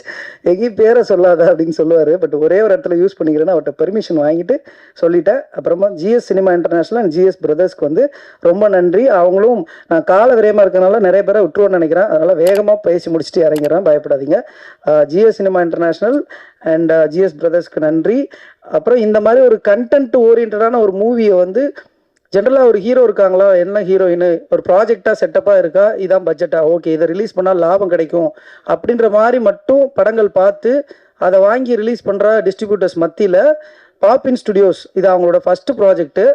ஃப்யூச்சரில் அவங்க நடித்து சொல்கிறேன், அவங்க தமிழ் சினிமாவில் தவிர்க்க முடியாத ஒரு டிஸ்ட்ரிபியூஷன் கம்பெனியாக இருப்பாங்க. இந்த மாதிரி ஒரு கண்டென்ட்டை பார்த்துட்டு எங்களுக்கு இந்த படம் தான் ஃபஸ்ட்டு படமாக இருக்கணும். இப்போயே ஒரு 4-5 படம் வாங்கி வச்சுருக்காங்க. பட் இந்த படம் தான் ஃபஸ்ட்டு படமாக இருக்கணும்னு சொல்லி இந்த ஒரு சொல்கிறது ஒரு கதாநாயகனா பெரிய கதாநாயகன் இல்லை, அப்படி இருக்கிற ஒரு படத்தை வந்து இவ்வளோ அழகாக ஒரு பப்ளிசிட்டி பண்ணி கொண்டு போகிறாங்க. பாப்பின் ஸ்டுடியோவுக்கு என்னோட மனமார்ந்த நன்றிகள். நீங்கள் இல்லைனா இது சாத்தியம் இல்லை. Thank you so much Poppin Studios. And Mathimaran coming to story. எனக்கு சின்ன வயசுலேருந்தே எப்போவுமே ஒரு சின்ன காம்ப்ளெக்ஸ் இருக்கும் மனசுக்குள்ளே. காம்ப்ளெக்ஸ்னோன்னா ரொம்ப தாழ்வு மனப்பான்மை அந்த மூடு இல்லை. எப்போ பார்த்தாலும் நானே ரொம்ப கான்ஃபிடென்ட் ஆனவன். எங்கே பார்த்தாலும் இன்னைக்கு காலையில் கூட ஒரு வாசலில் ஒருத்தர் வந்து சொன்னார், தெரில பாவம் அவருக்கு இந்த டேரக்டர் யாருன்னு கூட தெரியாமல் இருந்திருக்கலாம், பட் உருவத்தை வச்சு நம்மக்கிட்ட ஒன்று பேசுறதுன்னு இருக்கு இல்லையா, இவன் டேரக்டராக இருக்க மாட்டான்னு ஒரு முடிவில் இருக்காங்க. ஸோ வந்து ஏதோ ஒன்று பேசிட்டு போனார். ஸோ இது இங்கே மட்டும் இல்லை, நான் வந்து டவுன் சவுத்து ஒரு சிவந்திப்பட்டின்னு ஒரு சின்ன கிராமத்துலேருந்து வர்றேன். அங்கேருந்து நான் பாளையங்கோட்டைன்னு ஒரு ஒரு ஒரு ஒரு பாளையங்கோட்டைன்னு ஒரு வட்டம், அங்கே வந்து ஒரு சின்ன சிட்டியில் ஒரு ஸ்கூலில் படிக்க வரும்போது நம்ம உருவம் கொஞ்சம் கிராமத்து பையன், கொஞ்சம் ஏழ்மையான குடும்பத்துலேருந்து வரோம். அதை பார்த்துட்டு இவெல்லாம் சரிப்பட மாட்டான்ற ஒரு லுக்கே இருக்கும். அப்புறம் நம்ம நல்லா படிப்போம், ஃபஸ்ட் ரேங்க் ஸ்கூல் ஃபஸ்ட்லாம் வாங்கும்போது ஓ அப்படியா பரவாயில்லையா நல்லா நீயா ஃபஸ்ட் ரேங்கு அப்படின்ற ஒரு விஷயம் இருக்கும். அப்படியே அங்கே ஓமனுக்கு போனால் நான் பார்த்தது ஒயிட் கலர் ஜாப்பு. நான் மெக்கானிக்கல் இன்ஜினியரிங் படிக்க வந்தேன், அதை விட்டுட்டேன் நடுவில். அது இங்கே சென்னையில் வெங்கடேஸ்வரா இன்ஜினியரிங் காலேஜ்னு ஒரு காலேஜில் படித்தேன். என் ஃப்ரெண்ட்ஸ் நிறைய பேர் வந்திருக்காங்க, அவங்களுக்கு தெரியும். அங்கே போனாலும் எனக்குள்ளே அப்படி தான். பட் இது எனக்கு எங்கேயும் தாழ்மனப்பான்மை உருவாக்கல. என்ன இருக்குன்னா, நான் பயங்கர கான்ஃபிடென்ட்டாக இருக்கேன், இது பண்ணுறேன். நீ என்னையை வந்து ஒரு மனுஷனாக பார்க்கணுன்னா ஒரு லுக்காக உனக்கு ஒரு விஷயம் ஒரு அட்டையராக ஒன்று தேவைப்படுதுன்னா அது என்கிட்ட இல்லை, என்னால் பண்ண முடியாது, என்கிட்ட கான்ஃபிடன்ஸ் இருக்குன்னு சொல்லி காலேஜ்லேயும் நல்லா படித்து நான் போய் ஓமனில் வேலை பார்க்குறேன், மஸ்கட்டில். அங்கே நம்ம பார்த்தது வந்து ஒயிட் கலர் ஜாபு. ஆனால் எல்லோரும் ஒட்டக்கம் வைக்கிறவங்க மாதிரியே பார்ப்பாங்க. அது எதுக்குன்னா நம்ம இருக்கிற லுக்கு அப்படின்னு ஒரு தமிழன் மாதிரி இருக்கேன் இல்லையா, அந்த லுக்குனால அப்படி சொல்லுவாங்க. ஸோ இங்கே வந்து don't judge a book by its cover. அதை நான் எப்போவுமே நம்புகிறேன். ஒருத்தவங்களோட திறமைக்கும் அவங்களோட உருவத்துக்கும் எந்த விதமான சம்மந்தமே இருக்காது. இது 100% ட்ரூ. சிவப்பாக இருக்கவன் பொய் சொல்ல மாட்டான், கடுகு சிறுத்தாலும் காரம் குறையாது, இதெல்லாம் சுத்த என்ன சொல்கிறது பேத்தல்கள். யாரோ சும்மா ஏதோ சொல்லி வச்சுட்டு போயிட்டாங்க. அப்படிலாம் எதுவுமே கிடையாது. அகத்தின் அழகு முகத்தில் தெரியும் அப்படிம்பாங்க. அது உள்டாவை யோசிச்சு பாருங்கள். உங்கள் மனசோட அழகு தான் அழகே, அதுதான் உங்கள் முகத்தில் தெரியும்னா பாவம். நீங்கள் அழகுன்னு ஏதோ உதாரணமாக வச்சுருக்கீங்களோ, இப்படி ஒரு வடிவமா கலரா இப்படின்றதெல்லாம் அழகே கிடையாது. ஒருத்தரோட இன்னர் செல்ஃப் தான் அழகு. அந்த இன்னர் செல்ஃப் தான் நான் வந்து அழகாக பார்க்குறேன். ஸோ இந்த பாடி ஷேமிங் உருவ கேலி அப்படின்றத ரொம்ப நார்மலைஸ் பண்ணி வச்சுருக்கோம் சினிமாவிலையும் கூட. அண்ட் நிறைய டிவி ஷோஸ்லலாம் ரியாலிட்டி ஷோஸ்லலாம் பார்த்தீங்கன்னா ஒரு பண்ணி முஞ்சி வாயா அந்த வாயா இந்த வாயா இந்த மண்டையா இப்படி சொல்லாமல் எந்த சினிமாக்கள்லையும் காமெடிகள் வர்றதே கிடையாது. அதையும் நம்ம ரொம்ப நார்மலாக ரசித்து அதை வந்து கொண்டு போயிட்டுருக்கோம், அந்த படங்களை ஹிட் ஆகிக்கிட்டு இருக்கோம். ஸோ அதை பற்றி ஒரு சின்ன ஒரு அவேர்னஸ் க்ரியேட் பண்ணணும்னு தோணுச்சு. சேம் டைம் இந்த படத்தை வந்து நம்ம ஒரு வெறும் ஒரு கண்டென்ட் ட்ரிவன் அண்ட் ஒரு லார்ஜ் தென் லைஃப் மூவியாக பண்ணலை. இந்த படம் வந்து க்ளோஸ் டு ரியாலிட்டி எப்படி பண்ணுமோ அவ்வளோக்குள்ளே கமர்ஷியலாக கொண்டு போய் இந்த படத்தை வந்து பண்ணியிருக்கோம். இந்த படம் வந்து நான் ஒரே ஒரு உத்தரவாதம் மட்டும் உங்களுக்கு நான் கொடுக்குறேன். எங்களால் முடிஞ்ச அவ்வளோ எஃபர்ட்டையும் போட்டு ஒரு நல்ல கண்டென்ட் ஃபிலிம் எடுத்துட்டோம். நீங்கள் கொடுக்குற 100 ரூபா 160 ரூபாய்க்கு நீங்கள் படம் பார்த்துட்டு வரும்போது ரொம்ப திருப்தியாக வருவீங்கன்ற உத்தரவாதம் நான் கொடுக்குறேன். ஒரு நல்ல படம் எடுத்திருக்கோம். இந்த படத்தை ப்ரெஸ் அண்ட் மீடியா எப்படியாவது கொண்டு போய் சேர்த்துருவாங்கன்னு தெரியும். ஏன்னா ஆல்ரெடி மிகப்பெரிய சப்போர்ட் கொடுத்துட்டு இருக்கீங்க press and media. Thank you so much. இன்னும் கொஞ்ச நாள் தான் இருக்குது படம் ரிலீஸ்க்கு. அண்ட் அதுக்கப்புறம் இருக்கிற ப்ரொமோஷன்ஸ்லாம் கொஞ்சம் சப்போர்ட் பண்ணி இதுக்குள்ளே மக்களை கொண்டு வர வேண்டியது உங்கள் கையில் தான் இருக்குது. அதை மட்டும் பண்ணிவிடுங்க. நான் உங்களை வந்து நான் உத்தரவாதம் கொடுக்குறேன், இந்த படம் பார்த்த எல்லாருமே திருப்தியாக வெளியே போவாங்க அப்படின்னு சொல்லி. அப்புறமா இந்த படத்தில் கேஸ்டிங் பற்றி சொல்லிடுறேன். ஃபஸ்ட்டு இவானா வந்து அது ஒரு தங்கச்சி எனக்கு. அது எப்படின்னா அது ஒரு லாங் ஸ்டோரி, நான் ஒரு 30 செகண்டில் சொல்கிறேன். நான் பாலா சார்கிட்ட நாச்சியார் படம் ஒர்க் பண்ணிட்டு இருக்கும்போது அந்த பொண்ணு 10th அப்போ வந்து ஹீரோயினா வந்து பண்ணுறாங்க நாச்சியாரில். எனக்கு கொஞ்சோண்டு மலையாளம் தெரியும், அப்போது அவங்களுக்கு தமிழே சுத்தமாக தெரியாது. அப்படிங்கும்போது கொஞ்சம் கொஞ்சமாக என்னென்னமோ பேசும் என்கிட்ட அந்த பொண்ணு. அப்போ அந்த மலையாளம் எனக்கு தெரிஞ்ச மலையாளத்தை வச்சு கொஞ்சம் அவங்களுக்கு சொல்லி கொடுக்குறது, டைலாக் எக்ஸ்பிளைன் பண்ணுறது, டேரக்டர்கிட்ட பேச பயப்படுவாங்க. ஸோ என் மூலமாக இது பண்ணி ஒரு ஃப்ரெண்ட்ஷிப் மாதிரி க்ரியேட் ஆச்சு. அது அவங்க அம்மாவும் மலையாளம் பேசுவாங்கன்றதுனால அவங்க ஃபேமிலியாகவே நானும் அவங்க ஃபேமிலியில் ஒருத்தன் தான். ஸோ அதுக்கப்புறம் திடீர்னு அந்த பொண்ணு அந்த படம் ரிலீஸ் ஆச்சு, நல்லா சக்ஸஸ்ஃபுல்லாக ஓடிச்சு. அப்படியே ஊரில் போய் செட்டில் ஆயிடுச்சு. 11th 12th காலேஜ்னு என்னமோ படிச்சுட்டு அப்படியே இருந்துட்டாங்க. என்றைக்கே ஒரு நாள் என் பர்த்டேக்கு வந்து விஷ் பண்ணாங்க. அப்போது என்ன வேணா படம்லாம் நடிக்கலையா, உங்கள் பாட்டில் ஊரில் போய் செட்டில் ஆகிட்டீங்க, ஆசையே இல்லையான்னு கேட்கும்போது, ஆனால் எனக்கு நடிக்கணும்னு ரொம்ப ஆசை, ஆனால் யாருமே கூப்பிட மாட்டாங்களே ஏன் அப்படின்னாங்க. எப்படி ஒன்று வந்து கூப்பிடுவாங்க, நீதாம்மா வந்து நீ நடிக்கணும்னு நினச்சா நீதாம்மா ட்ரை பண்ணணும், நீ பாலா சார் படத்தோட ஹீரோயின், நீ வந்து எங்கே இருக்குன்னே தெரில, பதுங்கு குழியில் ஒளிஞ்ச மாதிரி போய் கேரளா இருக்க அப்படின்னு சொல்லும்போது, சொல்லுங்கண்ணா நான் என்ன பண்ணணும் சொல்லுங்கள் அப்படிங்கும்போது என்னோட டார்லிங், எனக்கு ரொம்ப பிடிச்ச என்னோட நண்பர், இண்டஸ்ட்ரியிலே த பியூர் ஹார்ட் அப்படின்னு நான் எங்கே வேணாலும் அடித்து சத்தியம் பண்ணி சொல்லுவேன், ஜிவி பிரகாஷ். அவர் தான். அவர்கிட்ட நான் ஃபோன் பண்ணி சார் இந்த மாதிரி அப்படின்னு சொல்லி பேசிட்டு அவரோட நம்பரை வந்து நான் இவானாக்கு கொடுத்தேன். அவருக்கு இப்போ அவருக்கும் எனக்கு எப்படி ஃபீலோ அப்படி தான் இவானாக்கு. அவர் ஒரு படம் கொடுத்தாரு, கல்வன் சொல்லிட்டு. அந்த மூவி ரிலீஸ் ஆக போகுதுன்னு நினைக்கிறேன் சீக்கிரமாக. அதுக்கப்புறம் எல்லா ஸ்கிரிப்ட்ஸும் எனக்கு அனுப்புவாங்க, அண்ணா இது எப்படின்னா அது அப்படின்னா அப்படின்னு சொல்லி நிறைய கேட்டுகிட்டே இருப்பாங்க. எனக்கு என்ன இருந்துச்சுன்னா, இந்த பொண்ணு இவ்வளோ கஷ்டப்படுது, ஆனால் கரெக்டான இடம் அந்த பொண்ணு கிடைக்கவே மாட்டேங்குது. நம்ம ஒரு படம் பண்ணோன்னா அந்த ஃபஸ்ட்டு படத்தோட ஹீரோயின் இவானாவாக தான் இருக்கணும் அப்படின்னு சொல்லி நான் என் மனசுக்குள்ளே முடிவு பண்ணிட்டேன் எப்போவுமே. பட் எனக்கு வாய்ப்பு கிடைக்கிறதுக்கு அதுக்கப்புறம் 5-6 வருஷம் ஆகுது. அப்படியே ட்ரை பண்ணிருக்கும்போது ஒரு நாள் இந்த கதை நான் ஓகே பண்ணோன்னா முதல்ல அவங்ககிட்ட தான் சொன்னேன், ஃபோன் பண்ணி இந்த மாதிரி ஒரு கதைமா அப்படின்னு. அப்போ அவங்களுக்கு தமிழ் கொஞ்சம் கொஞ்சம் தான் தெரிஞ்சுது. எனக்கு தெரிஞ்ச மலையாளம், தமிழ், இங்கிலீஷ் 3 லாங்குவேஜில் கலந்து ஒரு கதையை ஒரு 10 நிமிஷத்தில் சொல்லும்போது எனக்கு ஒன்றும் புரியல. நானும் அம்மாவும் சென்னைக்கு வந்து கதை கேட்குறோன்னு சொல்லிட்டு கதை கேட்கறதுக்காக சென்னை வந்தாங்க. சென்னை வந்துட்டு கதை கேட்டுட்டு அம்மாவும் பொண்ணும் கதை சொல்லி முடிக்கிறேன். இவானா என்னை எப்படியே உத்து ஏதோ கோபமாக பார்த்துட்டு இருந்துச்சு. சைடில் பார்த்தா அவங்க அம்மா அழுதுட்டு இருக்காங்க. என்னம்மா எதுக்குமா அழுறீங்க, ஏதாவது தப்பு இதாக சொல்லிட்டேனா அப்படின்னு சொல்லி கேட்கும்போது ஃபைனலாக இவானாட்ட கேட்டேன், இந்த படம் பண்ணுறியாமா நீ அப்படின்னோடனே, என்ன சட்டா சொல்கிறீங்க, டெஃபினெட்லி ஐம் டூயிங் இட் அப்படின்னாங்க. எனக்கு அப்போ தான் தெரியும், இந்த படத்தில் வர்ற மதி அண்ட் மாறன் மாதிரியே இவானா அண்ட் லியோ, அதாவது அவங்களும் ரியல் லைஃப்பில் ஒரு ட்வின் தான். அவங்களுக்கு ஒரு தம்பி இருக்காங்க. ஸோ இந்த கதையில் இந்த அக்கா தம்பி இந்த உறவை பற்றி தான் நான் அந்த கதை ஃபுல்லாக முடிச்சு போட்டு பேசியிருக்கோம். எப்படி ஒரு ஒரு காம்ப்ளெக்ஸில் இருக்கிற ஒரு தம்பியை கைப்பிடிச்சி தூக்கி விடுற ஒரு அக்கா, இதுதான் இந்த கதையோட பேஸ் லைன். ஆக்சுவலாக அவங்க ரியல் லைஃப்பில் பார்த்தீங்கன்னா இவானாவை எல்லாரும் குள்ளன்னு சொல்லி கிண்டல் பண்ணியிருக்காங்க போல இருக்கு, என்கிட்ட அது சொல்லிச்சு. ஸோ ரொம்ப பர்சனலாக கனெக்ட் ஆகி இந்த படத்துக்குள்ளே வந்தாங்க. அப்போது என் ப்ரொடியூசர் கூட என்கிட்ட சொன்னார், மந்த்ரா நம்ம படத்தில் ஹீரோ வந்து யாருன்னு தெரியாத புது பையனை வச்சு பண்ணுறோம், டெக்னீஷியனாக நீங்கள் எல்லாருமே சவுண்டாக போட்டிங்க, பட்டு ஹீரோயினாக பண்ணுற இவானா வந்து கொஞ்சம் இப்போ தானே வர்றாங்க அப்கமிங்லாம், கொஞ்சம் பெட்டரான ஒரு ஃபெமிலியரான கேரக்டர் இப்போ யாராவது ஒரு ஆர்டிஸ்ட்டை போடலாமேன்னு சொல்லி என்கிட்ட கேட்கும்போது நான் சொன்னேன், சார் நம்ம படம் ரிலீஸ் ஆகும்போது இந்த இவானான்ற பொண்ணு பெரிய ஸ்டாராக இருப்பாங்கன்னு அப்போ சொன்னேன் நான். அது இன்னைக்கு உண்மையாயிடுச்சு. ஏன்னா நம்ம படம் பண்ணிட்டு இருக்கும்போதே சைமல்டேனியஸாக த்ரூ ராஜி சார் எங்கள் இபி மூலமாக ப்ளஸ் அந்த Love Today cameraman I think அவர் ஃபோட்டோஸ்லாம் பார்த்துட்டு she got the opportunity of Love Today. And அதுக்கப்புறம் அவங்க எங்கேயோ போயிட்டாங்க மேடம் வந்து. அப்புறம் தெலுங்கு படம் பண்ணுறாங்க. இங்கே தான் இருக்கீங்க, ஓகே, எப்போவுமே இங்கே தான் இருப்பீங்க, தேங்க்யூ. இங்கே அது ஒரு சிஸ்டர் தான், எனக்கு ஊரில் ஒரு சிஸ்டர் இருக்கா, அவள் சொல்லுவாள் நீ என்ன அவளை தங்கச்சின்ற என்னைய சொல்லாமன்னு சொல்லுவாள். 2 பேருமே சிஸ்டர் தான். அது வந்து ஒரு ஒரு செல்ல குழந்தை அந்த மாதிரி எனக்கு ஒரு தங்கச்சின்னா அப்படி ஒரு தங்கச்சி. எனக்காக அவ்வளோ என்னென்னா ஒரு சிங்கிள் டேக் பர்ஃபார்மர். ஏன்னா பாலசர் ஸ்கூல்லேருந்து 2 பேரும் வரோம். ஸோ எங்களுக்கு ஒர்க்கிங் ஸ்டைல் தெரியும். அப்பப்போ வந்து என்கிட்ட வந்து சொல்லுவாங்க, நீங்கள் பாலசரோட பயங்கர ஸ்ட்ரிக்டாக இருக்கீங்க அப்படின்னு சொல்லிட்டு மாற்றி மாற்றி கமெண்ட் பண்ணிக்கிட்டு எனக்கு என்ன தேவையோ அதை புரிஞ்சுக்கிட்டு சிங்கிள் டேக் ஆர்டிஸ்ட் தான் சரியான பர்ஃபார்மர். என் தங்கச்சி அந்த மாதிரி ஒரு பர்ஃபார்மராக ஒரு ஸ்டாராக இன்னைக்கு இருக்கிறதுல வந்து எனக்கு ரொம்ப சந்தோஷம். தேங்க்யூ இவானா, அம்மாவுக்கு அப்பாவுக்கு எல்லாருக்கும் தேங்க்ஸ். தேங்க்யூ. அண்ட் நெக்ஸ்ட் வந்து வெங்கட் செங்குட்டுவன், இந்த படத்தோட ஹீரோ. வெங்கட் வந்து தப்பாக எடுத்துக்காதீங்க, இது நான் சொல்லி ஆகணுன்றதுனால கொஞ்சம் டைம் எடுத்துக்கிறேன், மன்னிச்சுக்கோங்க. வெங்கட் செங்குட்டுவன் வந்து அந்த பையனோட ஒரு வீடியோ வந்து ஃபேஸ்புக்கில் ட்ரெண்டு, சப்தமாலான்னு சொல்லி நீங்கள் போட்டிங்கன்னா இப்போவும் இருக்காது. அது பல வருஷங்களுக்கு முன்னாடியே அந்த பையன் எம்பிஏ ஏதோ படிக்கும்போது ஒரு காலேஜில் வந்து டான்ஸ் ஆடினது. அவ்வளோ சூப்பரான ஒரு டான்ஸ் பண்ணியிருப்பான் அந்த பையன். அது பார்க்கும்போது நல்லா இருக்கு, எனக்கு எதுவுமே புரியல, பட் ஏதோ பயங்கரமாக ட்ரெண்டியான ஒரு வீடியோ பார்த்துருந்தேன், அவ்வளோதான்.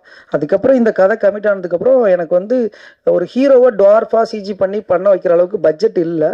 ஸோ அப்போ வந்து ஒரு ரியல் லைஃப் டுவார்ஃபே நம்ம இந்த படத்தில் கமிட் பண்ணலாம் ஹீரோவான்னு சொல்லும்போது ஜாஃபர், இப்போ உங்கள் எல்லாருக்கும் தெரியும் விக்ரம்லாம் நடிச்சிட்டு இருக்காரு, ஜாஃபர் வந்து கதை கேட்டு அவர் பண்ணுறதா இருந்தது. அப்புறம் அவருக்கு விக்ரம் அந்த படங்கள்லாம் கொஞ்சம் டேட்ஸ் இஷ்யூனால அவர் பண்ணலை. அப்போ நான் போய் இந்த படமே ட்ராப்பு அப்படின்னு சொல்லி, ஏன்னா அந்த அந்த கேரக்டர் யாருமே பண்ண முடியாது, அது ரியல் லைஃபாக ஒருத்தங்களை கண்டுபிடிக்கிறது ரொம்ப கஷ்டமாக இருந்தது. படமே ட்ராப்னு போய் ஒரு டீக்கெட்டில் உட்காரும்போது என் ஃப்ரெண்டு நாகூர் தான், என்னடா இதுக்கெல்லாம் போய் உட்காந்து சோர்ந்து ஃபீல் பண்ணிருக்கோம், ஃபோனை கொடுன்னு சொல்லிட்டு ஃபேஸ்புக்கில் சும்மா ஒரு சர்ச் பண்ணோம், இந்த மாதிரி இருக்கிறவங்களோட வீடியோஸ் சர்ச் பண்ணால் அந்த வீடியோ சப்தமாலா வீடியோ மறுபடியும் வந்துச்சு. எனக்கு என்னன்னா இந்த வெங்கட்ன்றவன் அதுக்கு 4 வருஷத்துக்கு முன்னாடி பாலாசர் ஆஃபீஸில் வந்து என்னைய பர்சனலாக வந்து பார்த்து, நான் அங்கே கோஆர்டினேட்டராக இருக்கும்போது வந்து பார்த்து அவனோட ஃபோட்டோஸ் எல்லாம் கொடுத்துட்டு போயிட்டு ஃபேஸ்புக்கில் எனக்கு அந்த வீடியோவையும் அவன் நம்பரையும் அனுப்பிச்சி வச்சுருந்தான். ஸோ நான் பார்த்தோன்னே எனக்கு ரொம்ப ஹாப்பி ஆயிடுச்சு. உடனே அவனுக்கு ஃபோன் பண்ணேன். மறுநாளே எங்கே இருக்கிறான்னா, நான் இருந்து அதே அசோக் பில்லரில் தான் இருந்தான். மறுநாளே வந்தான், அவன்கிட்ட பேசினேன். அதுக்கு அடுத்த நாளே ப்ரொடியூசரை மீட் பண்ணான். அடுத்த நாளே சைன் பண்ணி அவன் தான் ஹீரோவை கமிட் ஆகி அட்வான்ஸ் வாங்கிட்டு போயிட்டான். நெக்ஸ்ட் மந்த்லேருந்து ஷூட்டிங். இப்படி தான் இருந்துச்சு. அவனுக்கு வாய்ப்பு கிடைச்சது. நிறைய ஆக்டர்ஸ் இந்த மாதிரி ப்ராசஸில் இருப்பீங்க. ஸோ அவனுக்கு எப்படி இந்த வாய்ப்பு கொஞ்சம் உங்களுக்கு ஒரு லக்கியாக ஃபீல் ஆகலாம். அப்படியா சட்டுன்னு கிடச்சிச்சான்னு கிடையாது. அவன் அத்தனை வருஷம் சினிமாவில் கஷ்டப்பட்டிருக்கான். இப்போ ரீசனாக வரப்போகிற அயலான் படத்தில் அந்த ஏலியனோட பாடிக்குள்ளே அவன் தான் நடிச்சிருக்கான். ஒருத்தன் எப்போ தன்னோட முகம் தெரியலன்னா கூட பரவாயில்ல, ஒரு படத்துக்காண்டி நம்ம ஃபுல் அந்த படத்தில் ஃபுல்லாக இருக்க போகிறோம். பட் நம்ம முகமே தெரியாது, நம்ம அதை நடிச்சிருக்கோம்னு யாருக்குமே தெரியாது. ஆனாலும் அந்த சினிமா மேலே கொண்ட காதல்னால அவன் அந்த படம் ஃபுல்லாக அந்த பாடிக்குள்ளே அவன் இருந்து அதை ஒரு மேக்கப் போட்டு அவ்வளோ நாள் கேரி பண்ணி அத்தனை வருஷம் கஷ்டப்பட்டு அந்த படம் நடித்ததோட பலன் தான். சினிமா அவனுக்கு திருப்பி கொடுத்துருக்க அன்பு தான் இந்த படத்தில் அவனுக்கு ஹீரோவாக கிடச்சிருக்கிற ஆப்பர்ச்சுனிட்டின்னு நான் சொல்லுவேன். அப்புறமா தேங்க்ஸ்டா. அந்த பையன் ஒரு பர்ஃபார்மன்ஸ் பண்ணியிருக்கான். நானே எங்களை பற்றி பேசக்கூடாது, சுரேஷ் காமத் சார் சொல்லும்போது சொன்னார் என்னைய மாதிரியே பண்ணியிருக்கான் அப்படின்னு. அதுதானே ஒரு ஆர்டிஸ்ட்க்கு வேணும். ஒரு டேரக்டரோ ஒரு கொரியோகிராஃபரோ அவங்க என்ன சொல்லி கொடுக்குறாங்களோ அதை உள் வாங்கிக்கிட்டு பண்ணுறது தான் ஒரு ஆர்டிஸ்டோட பெரிய திறமை நினைக்கிறேன். அவர் சொன்ன அந்த ஒரு வார்த்தை போதும், நான் என்ன சொல்லி கொடுத்தனோ அதை பண்ணியிருக்கான். அவனுக்கு மிக சிறந்த ஃப்யூச்சர் இருக்குது.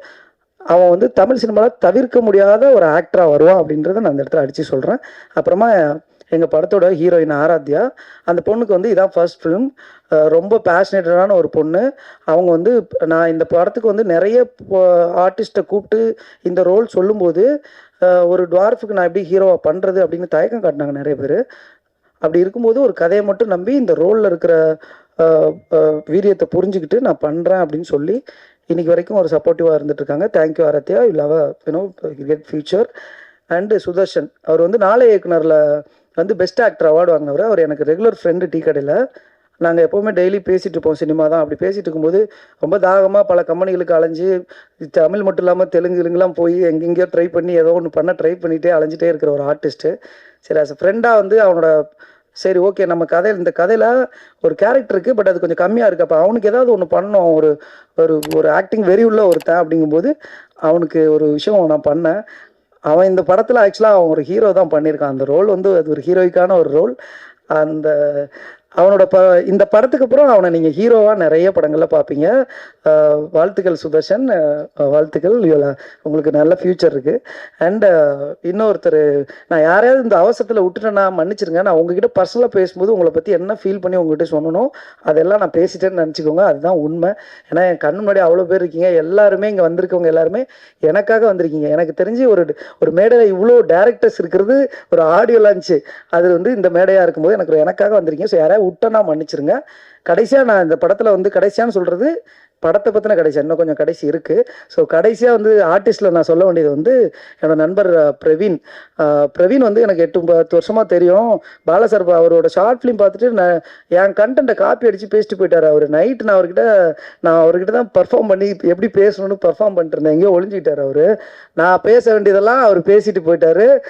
Thank you Praveen, love you. Thank you. நம்ம மற்ற இன்டர்வியூஸ்லாம் பேசுவோம் அதை பற்றி. டைமில் நீங்கள் காப்பி அடிச்சிருக்கக்கூடாது. Thank you Praveen and love you Praveen. Tamil சினிமாவுக்கு என் ஃப்ரெண்டுன்றதுனால சொல்லலை, பிரகாஷ்ராஜ், நவாசுதீன் சித்திக்குமாரி தமிழ் சினிமாவுக்கு ஒரு ஆளாக வருவையா நீ. வாழ்த்துக்கள், கண்டிப்பாக இது பண்ணுவேன். அப்புறமா படத்தோட கேஸ்ட் அண்ட் குரூப். இந்த படத்துக்கு பர்வேஷ் கேமரா பண்ணியிருக்காரு. பர்வேஷ் அவர் ஒரு பயங்கரமான, இந்த கதைக்கும் அவனோட வாழ்வியலுக்கும் சம்மந்தமே இல்லை. ஏன்னா அவர் பெரிய ரிச்சா மும்பையில் போயிட்டு ஹிந்தி படங்கள் மட்டும்தான் ஒர்க் பண்ணுவார். ரவிகே சாரோட அசிஸ்டண்ட்டு ப்ளஸ் அவரோட சன் சாந்தாவோட படங்கள்லாம் ஒர்க் பண்ணுவார்.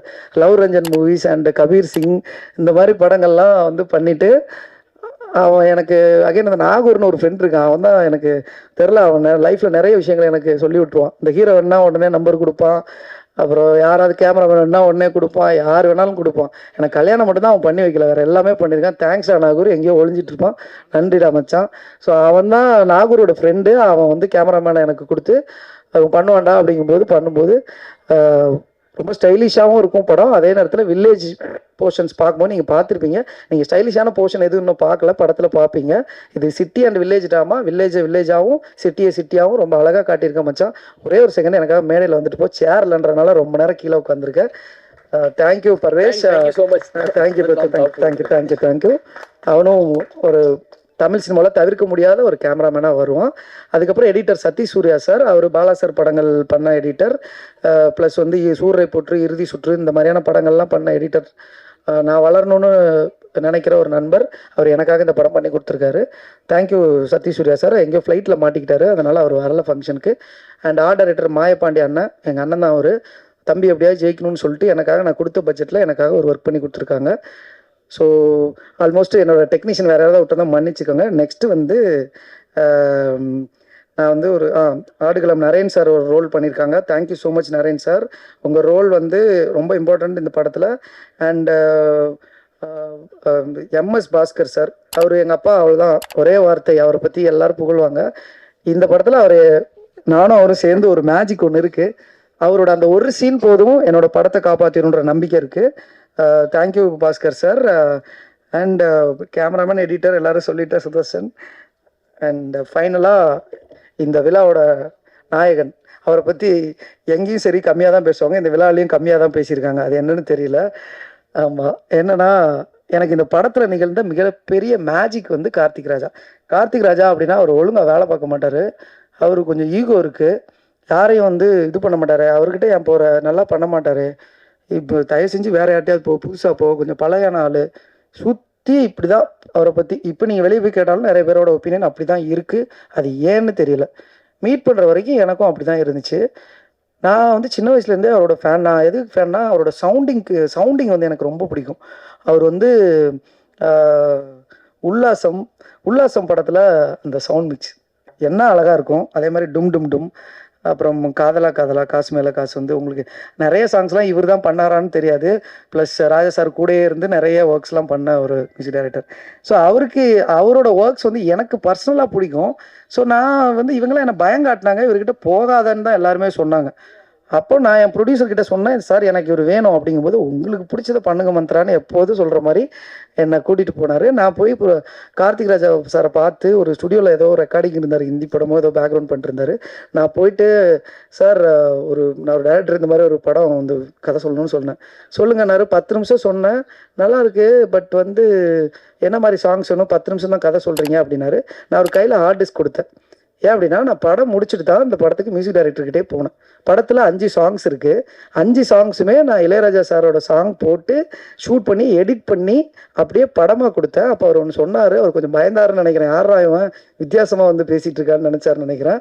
ஸோ என்ன சொன்னார்னா, நான் படம் பார்க்குறேன் தம்பி, சார்னாரு, தம்பின்னு சொல்லல. அப்போ படம் பார்க்குறேன் சார், எனக்கு பிடிச்சிருந்தா நான் பண்ணுவேன், இல்லைனா நானே உங்களுக்கு வேறு நல்ல மியூசிக் டைரக்டர் ரெஃபர் பண்ணுறேன் அப்படின்னு சொன்னார். சரி, ஓகே, நமக்கு பிடிச்ச ஒருத்தர் எதுக்கு பண்ண மாட்டார் போகிறதுக்கு, சரி பார்ப்போம் அப்படின்னு சொல்லிட்டு விட்டுட்டு வீட்டில் போய் தூங்கிட்டேன். அப்போது மறுநாள் மார்னிங் 5:30க்கு எனக்கு ஒரு கால் வந்துச்சு. கால் வந்தோடனே கார்த்திக் ராஜா காலிங், என்ன சொல்ல போகிறாரு தெரில. சரி, ஓகே, தேங்க்யூ சார், பார்த்துக்கலாம் அடுத்த படத்துலன்னு சொல்லலான்னு தான் காலை எடுத்து இது பண்ணேன். அவர் சொன்ன முதல் வார்த்தை இன்னும் என் காதில் விழுந்துகிட்டே இருக்குது, one of the best films in my career நான் பண்ண போகிறேன் அப்படின்னு சொன்னார்.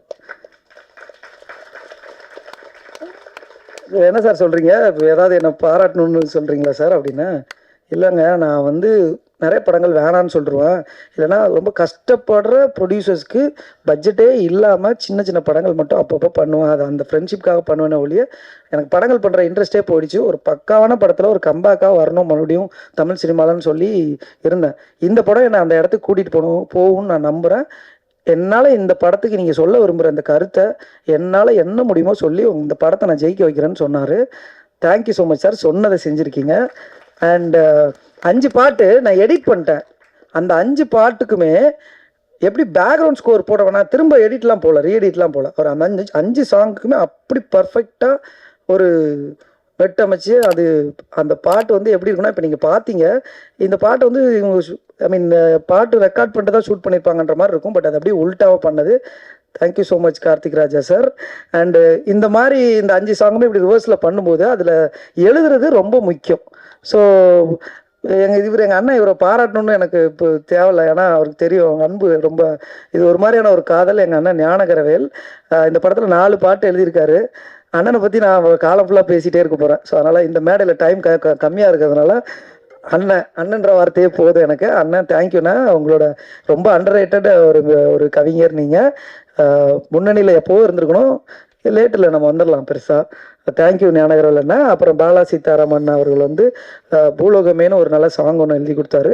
அவரும் எங்களை மாதிரியே சினிமாவில் அவரோட ஆர்வத்துக்கு தீனி போடுற மாதிரி அண்ணன்கிட்ட பெர்மிஷன் வாங்கிட்டு ஒரு பாட்டு மட்டும் நான் அவரை யூஸ் பண்ணிக்கிறேன்னு சொல்லிட்டு பண்ணேன். Thank you Bala Sitharaman sir, thank you so much. நல்ல ஒரு பாட்டு எழுதியிருக்கீங்க. ஃபைனலாக ஒரே ஒரு விஷயம், ஜஸ்ட் 30 செகண்ட்ஸில் முடிச்சிடறேன். நன்றி. நிறைய எழுதி வச்சுருக்கேன், எல்லாரையும் சொல்ல முடியல, எல்லாரையும் பேசினேன் அப்படின்னு நினச்சிக்கோங்க. Thank you so much. அப்புறம் இந்த இடத்துல நான் நிற்கிறதுக்கு காரணமாக இருக்கிற எங்கள் அம்மாவுக்கும் அப்பாவுக்கும் நான் ரொம்ப நன்றி சொல்லிக்கிறேன். ஏன்னா ஒரு 11 வருஷம் வந்து ஒரு ஃபேமிலி வந்து உங்களை தாங்கி பிடிக்கணும். அந்த 11 வருஷம் வந்து நீங்கள் சம்பாதிக்க வேண்டியது எதுவுமே இல்லாமல், எந்த சம்பளமும் இல்லாமல் இருக்குது. இப்போது எங்கள் அப்பா அம்மா வந்து படிக்காதவங்க. நான் வந்து ஒரு 1,50,000 ரூபா சம்பளம் வாங்கிட்டு ஓமனில் வேலை பார்த்த வேலையை விட்டுட்டு நான் திடீர்னு வந்து நான் சினிமாவுக்கு போகிறேன் அப்படின்னு சொல்லும்போது, அம்மா எப்போவுமே அம்மா இல்லை, அவங்களுக்கு அம்மா வந்து சிம்பிளாக ஒன்று சொன்னாங்க, உனக்கு அப்படியா சினிமாக்கம்மா போமா, உனக்கு என்ன தோணுதோ பண்ணு அப்படின்ட்டாங்க. அப்போ வந்து அவருக்கும் சினிமா அதெல்லாம் தெரியாது, என்ன சினிமா என்னன்னு புரியல. நீ ஏதோ ஆசைப்படுற நீ பண்ணுடா அப்படின்னு அந்த இன்சூரன்ஸில் சொன்னாங்க. பட் 11 வருஷம் வெயிட் பண்ணுறாங்க. 11 வருஷம், எனக்கு 33 இயர்ஸ் ஆகுது. இந்த இப்போ வரைக்கும் இப்போ நான் சுமக்க வேண்டிய சுமையெல்லாம் எங்கள் அப்பா வந்து சுமந்துட்டுருக்காங்க. இந்த வயசில் கூட அவர் வந்து ஒரு பழக்கடை வச்சு என்னோட சுமையை தோளில் தாங்கிக்கிட்டு என் ஃபேமிலி எனக்காக எடுத்துகிட்டு போயிட்டுருக்காரு. அவர் கடைசியாக ஊர்லேருந்து வரும்போது பார்த்தேன். அப்போ அவர் என்கிட்ட ஒரு கேள்வி கேட்டார், என்னடா படம் எடுத்தேன்னு சொன்னேன், என்ன ரிலீஸ் ஆக மாட்டேக்கு, எப்போ கேட்டாலும் அடுத்த மாதம்னே சொல்கிறேன், இது என்ன இது வந்துருமா இல்லைன்னா வேறு ஏதாவது தொழில் பண்ணுறியா என்னடா அப்படின்னு சொல்லி கேட்டார். அப்போது அவர்கிட்ட அப்பா எப்படியா ஜெயிச்சிடலாம்ப்பா அப்படின்னு சொல்லிட்டு வந்தேன். கடைசியாக என்னோட குருநாதர் சொன்ன அந்த ஒரு வார்த்தையை மட்டும் அவரோட வார்த்தைகளை பயன்படுத்திக்கிறேன். அதை சொல்லி நாங்கள் முடிக்கிறேன். நம்ம ஜெயிக்கிறோம் தோக்குறோம் இல்லைன்னா ஒன்றுமே இல்லாமல் போகிறோம். நம்ம இஷ்டப்பட்ட இந்த துறையில் கடைசி வரைக்கும் சந்தோஷமாக அந்த சினிமாவில் வேலை பார்த்துட்டு இருப்போன்னு சொல்லி முடிக்கிற வாழ்த்துக்கள். நன்றி. அப்படிங்கிறதுனால இனி வரப்போறவங்க 2 நிமிஷத்துல பேசிட்டீங்கன்னா நல்லா இருக்கும். 96 என்றும் அழியாத காடல் பாடம் கொடுத்த தயாரிப்பாளர் திரு எஸ். நந்தகோபால் அவர்களை பேச அழைக்கிறோம். மதிமாறன் மிக சிறந்த படமாக வரும் என்ற ஆழ்ந்த நம்பிக்கையோட ரொம்ப நம்புகிறேன். இந்த பாடல்களும் சரி, இப்போ நிறைய பேர் பேசிட்டாங்க, இதில் நான் பேசுறதெல்லாம் ஒன்றுமே கிடையாது. டைரக்டர் மந்த்ரா ரொம்ப ஒரு தெளிந்த நீரோடை போல் ரொம்ப சிறப்பாக பேசினார். ரொம்ப மகிழ்ச்சி. அந்த தெளிந்த நீரோடை போல் இந்த படமும் இருக்கிற நம்பிக்கை எனக்கு அந்த நம்பிக்கை இருக்குது. இந்த படம் மிகப்பெரிய வெற்றி அடையணும். இந்த தயாரிப்பாளர்கள் வந்து சகோதரர்கள் 3 பேரும் சொன்னாங்க, என்னையும் சேர்த்திங்க. இதில் 4வது சகோதரனாக நான் அவர் கூட ரொம்ப நாள் பயணிக்கிறேன். நவீனாட்டாஸ்வரம் என் நண்பன் பாலாவாகட்டும் சொல்லி, அவர் பிரதர் லெனினாட்டாக சொல்லி, நீண்ட நாள நண்பர்கள் எல்லாம் கிட்டத்தட்ட 7-8 வருடம் 10 வருடமாக நண்பர்களாக இருக்கும். அவங்களுடைய உள்ளத்துக்கும் இயக்குனருடைய தெளிவான டைரக்டருக்கும் இந்த படம் மிகப்பெரிய வெற்றி அடையணும். மேடையில் அமைந்திருக்கும் அத்தனை பெரியவங்களுக்கும் மனமாற இந்த படத்துக்கு வந்து வாழ்த்தியதற்கு மிக்க மகிழ்ச்சி. நன்றி நன்றி நன்றி. இசை பிதா மகனின் 7 ஸ்வரம் நீங்கள், பாமரனுக்கும் பணக்காரனுக்கும் பாட்டு வைத்தியம் தரும் ராஜகீதம், பூக்கள் எல்லாம் ரசிக்கும் அந்த பூக்களுக்கே பிடிக்கும் உங்கள் பாடல்கள், கவிதைகள் சொல்லவா உன் பெயர் அல்லவா. அழைக்கிறோம் கார்த்திக் ராஜா இசையமைப்பாளர் அவர்களை. பெல் அடிச்சிட்டாங்க. ஸோ எனக்கு இந்த படம் நல்லா வருங்கிற ஒரு நம்பிக்கை எப்படி இருக்குன்னா, காலையில் தற்செயலாக நம்ம ஓதுவார் ஃபோன் அடித்தார், நீங்கள் உடனே இந்த ஃபங்க்ஷனுக்கு வாங்க அப்படின்னு சொல்லி. அவர் ஊருக்கு கிளம்பிட்டு இருந்தார். ஓதுவார்னா அவர் வந்து டெய்லி அண்ணாமலையார் முன்னாடி பாடிட்டுருக்கிறவர். அவர் வாழ்க்கையிலே ரொம்ப கொடுத்து வச்ச ஒரு உயிர். அவர் முன்னாடி கடவுள் முன்னாடி டெய்லி பாடிட்டு இருக்கிறவர். அவர் தற்செயலாக எனக்கு கால் பண்ணுறாரு, நான் வேற ஒரு ஃபங்க்ஷனுக்கு வந்திருக்கேன்னா உங்களை பார்த்துட்டு போகலாமான்னு. இல்லை நான் இந்த ஃபங்க்ஷனில் இருக்கேன் வாங்க நீங்கன்னா வந்து இங்கே வந்து கடவுள் வாழ்த்து பாடினார். அவர் வந்து இந்த ஃபங்க்ஷனில் வந்து கடவுள் வாழ்த்து பாடினது இந்த படம் நல்லா வருங்கிற எனக்கு நம்பிக்கையே கொடுத்துருக்கு. ஸோ அதோட இந்த பேச்சை நிறுத்திக்கிறேன். நம்ம ப்ரொடியூசர் வாங்க, தயவு செஞ்சு நீங்கள் கீழே வாங்க sir please. Lenin Babu sir, thank you sir. இவர் தான் backbone of this movie. And நம்ம ராஜ் வாங்க. இவர் தான் இபி. இவர் தான் இந்த படத்தை எனக்கு கொண்டு வந்தது. ஸோ இவருக்கு பெரிய தேங்க்ஸ். நம்ம டைரக்டர் மந்த்ரா, ஹீரோயின் இவானா, நம்ம புதுசாக இன்ட்ரடியூஸ் ஆகிற ஒரு ஹீரோயின், அவங்க ஃபென்டாஸ்டிக்காக பண்ணியிருக்காங்க. நம்ம ஹீரோ அண்ட் செகண்ட் ஹீரோ, எல்லோருக்கும் வாழ்த்துக்கள். நன்றி, வணக்கம். Thank you sir. நம்ம வெற்றி விழாவில் நிறைய பேசுகிறோம் சார். நிகழ்ச்சியில் அடுத்து நாம் பேச அழைக்கிறோம். காலை பொழுதில் தழுவி செல்லும் தென்றல் போல, கவிதை பேசும் கண்களுடன், கருத்த மேகங்களில் சிலிர்த்த மான் போல தீண்டி போகும் இவரின் வசீகர சிரிப்பு இளைஞர்களின் இதய பக்கங்களில் இடம் பிடித்த இவானா அவர்களை உங்கள் முன் பேச அழைக்கிறோம். எல்லாருக்கும் வணக்கம். ஃபஸ்ட்டாக நான் சாரி கேட்டுக்கிறேன். கொஞ்சம் சில காரணங்களால் லைட்டாக தான் வர முடிஞ்சிச்சு, சாரி. ஆக்சுவலி எனக்கு தெரிஞ்ச என்னோட டீம் இப்போது ரொம்ப ஹாப்பியாக இருப்பாங்கன்னு நினைக்கிறேன். என்னென்னா ஆல்மோஸ்ட் ஆஃப்டர் 3 years இந்த படம் ரிலீஸ் ஆகுது. நாங்கள் 2021 ஸ்டார்ட் பண்ணது, ஷூட்டிங் எல்லாம் முடிச்சுட்டு கொஞ்சம் நாளாக ரிலீஸுக்காக வெயிட் பண்ணிட்டு இருந்தோம். ஸோ லவ் டுடே எல்ஜிஎம்க்கெல்லாம் ரொம்ப முன்னாடி பண்ண படம் இது. And finally Mathimaran is getting released. And நாங்கள் எல்லாரும் ரொம்ப ஹாப்பியாக இருக்கோம். இதில் எனக்கு தெரிஞ்ச மந்த்ரா சேட்டன் தான் எல்லாரையும் விட ரொம்ப ரொம்ப ஹாப்பியாக இருப்பாங்க. ஏன்னா எனக்கு நாச்சியார் டைம்லேருந்து அவங்கள தெரியும். அப்போ வந்து பால சாரோட ஏடியாக ஒர்க் பண்ணிட்டு இருந்தாங்க. ஸோ நாச்சியார் பண்ணும்போது அவங்க சொன்ன மாதிரி எனக்கு தமிழ் சுத்தமாக தெரியாது, அவங்களுக்கு மலையாளம் தெரியும். ஸோ அந்த கம்யூனிகேஷன் எல்லாம் அவங்க இருந்ததுனால தான் எனக்கும் கொஞ்சம் ஈஸியாக இருந்துச்சு. ஸோ அப்போது ஸ்டார்ட் பண்ண ஃப்ரெண்ட்ஷிப் ஒரு 6 வருஷமாக அது போயிட்டுருக்கு. எனக்கும் என்னோட ஃபேமிலிக்கும் அவங்க ரொம்ப ரொம்ப க்ளோஸு. அண்ட் நாச்சியாருக்கு அப்புறம் எனக்கு வந்து இண்டஸ்ட்ரி பற்றி அவ்வளோ நாலேஜ் எல்லாம் இல்லை. லைக் எந்த மாதிரி படம் பண்ணணும், இல்லை எப்படி டிசிஷன்ஸ் எடுக்கணும், ஒன்றுமே தெரியாது. ஸோ அந்த டைம்லலாம் மந்த்ரா சேட்டன் தான் எனக்கு ஒரு வெல்விஷராக இருந்தாங்க. அப்படி இருக்கும்போது தான் ஒரு நாளைக்கு அவங்க கால் பண்ணிவிட்டு அவங்களோட முதல் படம் பண்ண போகிறாங்க, இந்த மாதிரி தான் ஸ்கிரிப்ட் இருக்குது, இந்த கதாபாத்திரம் உனக்காக எழுதினேன் அப்படின்னு என்கிட்ட சொன்னார். அது எனக்கு ரொம்ப ஹாப்பியான ஒரு விஷயமா இருந்துச்சு. I felt very excited. So நீங்கள் ட்ரெய்லர் எல்லாம் பார்த்துருப்பீங்க. இந்த படத்தில் ஹீரோ வெங்கட்டோட ட்வின் சிஸ்டராக ஒரு ரோல் பண்ணியிருக்கேன். இந்த படத்தில் பாடி ஷேமிங் பற்றி இந்த படம் பேசுது. அண்ட் அப்படி ஒரு இமோஷ்னல் ஃபேமிலி ட்ராமாவாக இருக்கும் இந்த படம். அண்ட் இந்த கான்செப்டை எடுத்து இந்த ப்ரொடியூஸ் பண்ணுறதுக்கு எங்களோட ப்ரொடியூசர் லெனின் பாபு சார் ரெடியாக இருந்தாங்க. So thank you to GS cinema international இந்த படம் ப்ரொடியூஸ் பண்ணுறதுக்கும், and to GS brothers. And இந்த படத்தில் வந்து எங்களுக்கு ராஜா மாதிரி கார்த்திக் ராஜா சார் இருக்கார். அவங்க ரொம்ப அழகாக இந்த படத்துக்காக மியூசிக் சாங்ஸ் எல்லாம் பண்ணி கொடுத்துருக்காங்க. Thank you sir. அண்ட் நம்ம நாச்சியார் சூரராய் போற்றெல்லாம் எடிட் பண்ண சதீஷ் சூர்யா சார் எடிட்டிங் பண்ணியிருக்காரு. ஸோ என்னோட co actors Venkat, Praveen, M S Bhaskar sir, Aaradhya, Sudarshan, எல்லாருக்குமே என்னோட பெஸ்ட் விஷஸ். நீங்கள் எல்லோரும் ரொம்ப நல்லா பண்ணியிருக்கீங்க படத்தில். ஸோ என்ன சொல்கிறது, ஒரு 3 வருஷத்துக்கு அப்புறம் எல்லாரும் இந்த படத்துக்காக கொடுத்த எஃபர்ட்ஸ், ஹார்ட் ஒர்க், ஸ்ட்ரகிள் எல்லாமே இப்போது நீங்கள் வந்து பார்க்க போகிறீங்க. Don't judge a book by its cover அப்படிங்கிற ஒரு மெசேஜ் கொடுத்து மந்த்ரா சேட்டன் இந்த படம் எழுதி டைரக்ட் பண்ணியிருக்காரு.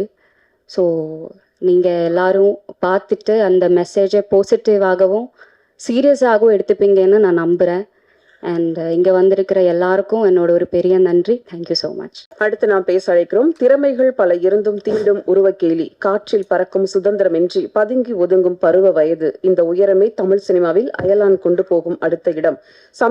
சமீப காலமாக பேசப்படும் உருவ அடையாளங்களில் இருந்து மாறுபடும் இந்த மதிமாறன் உங்களில் ஒருவன் மதிமாறனாக கேலிகளும் போலிகளுமாக நிறைந்த இந்த படத்தை அடையாளம் காட்டும் என்று அழைக்கிறோம் வெங்கட் செங்குட்டுவன் அவர்களை. எல்லாருக்கும் வணக்கம். என் பேர் வெங்கட் செங்குட்டுவன். நான் ரொம்ப நேரம் எடுத்துக்க விரும்பல. இந்த பையன் எப்படியாவது முன்னேறிடுவான் அப்படின்னு எனக்கு நம்பிக்கை வர்றதுக்கு முன்னாடி நிறையா பேருக்கு அந்த நம்பிக்கை இருக்குது. அவங்க எப்படியாவது இந்த பையன் ஜெயிச்சிடணும் அப்படின்னு நினச்சிக்கிட்டே இருக்காங்க. அவங்க எல்லாருக்கும் நன்றி. எங்கள் அப்பா அம்மா எல்லாரையும் சேர்த்து தான் சொல்கிறேன். அப்புறம் இந்த படத்தை முழுக்க இந்த படத்துக்கு முக்கியமான ரீசனான மந்த்ரா சார் வந்து இவன் தான் ஹீரோன்னு இல்லை, இவனை வச்சு இந்த படம் பண்ணலாம் அப்படின்ற நம்பிக்கையை வந்து எனக்கு ஃபஸ்ட்டு கொடுத்தாங்க. ரெண்டாவது ஜிஎஸ் சினிமாஸ் அவங்க இந்த அளவுக்கு கொண்டாந்து நிறுத்துவாங்கன்னு நான் நினைக்கவே இல்லை. ஏன்னா யாருக்குமே ஃபஸ்ட்டு படம் இப்படி அமையாது. ஒரு 7 வருஷம் 8 வருஷம் ஸ்ட்ரகிளுக்கு அப்புறமேக்கு மொதல் படம் இப்படி கிடைக்கிறது எத்தனை பேருக்கு அமையும்னு தெரியல. அந்த விஷயத்தில் நான் ரொம்ப கொடுத்து வச்சிருந்தேன். ஊடக நண்பர்கள் எல்லாருக்கும் இந்த படத்தை எப்படியாவது என் பொதுமக்கள்கிட்ட கொண்டு போய் நீங்கள் சேர்த்துருவீங்கன்ற நம்பிக்கை எனக்கு இருக்குது. ஏன்னா எல்லாருமே கஷ்டப்பட்டிருக்கோம், எல்லாரும் மாதிரியும் கஷ்டப்பட்டிருக்கோம். ஸோ ஜெயிச்சிருவோம்னு நம்பிக்கையாக இருக்குது, ஜெயிச்சிருவோம். தேங்க்யூ வெங்கட். இப்போது ட்ரைலர் லான்ச் சிறப்பு விருந்தினர்கள் வெளியிட படக்குழுவினர் இப்போது பெற்றுக்கொள்வார்கள். K Rajan sir, Nandagopal sir, Max sir,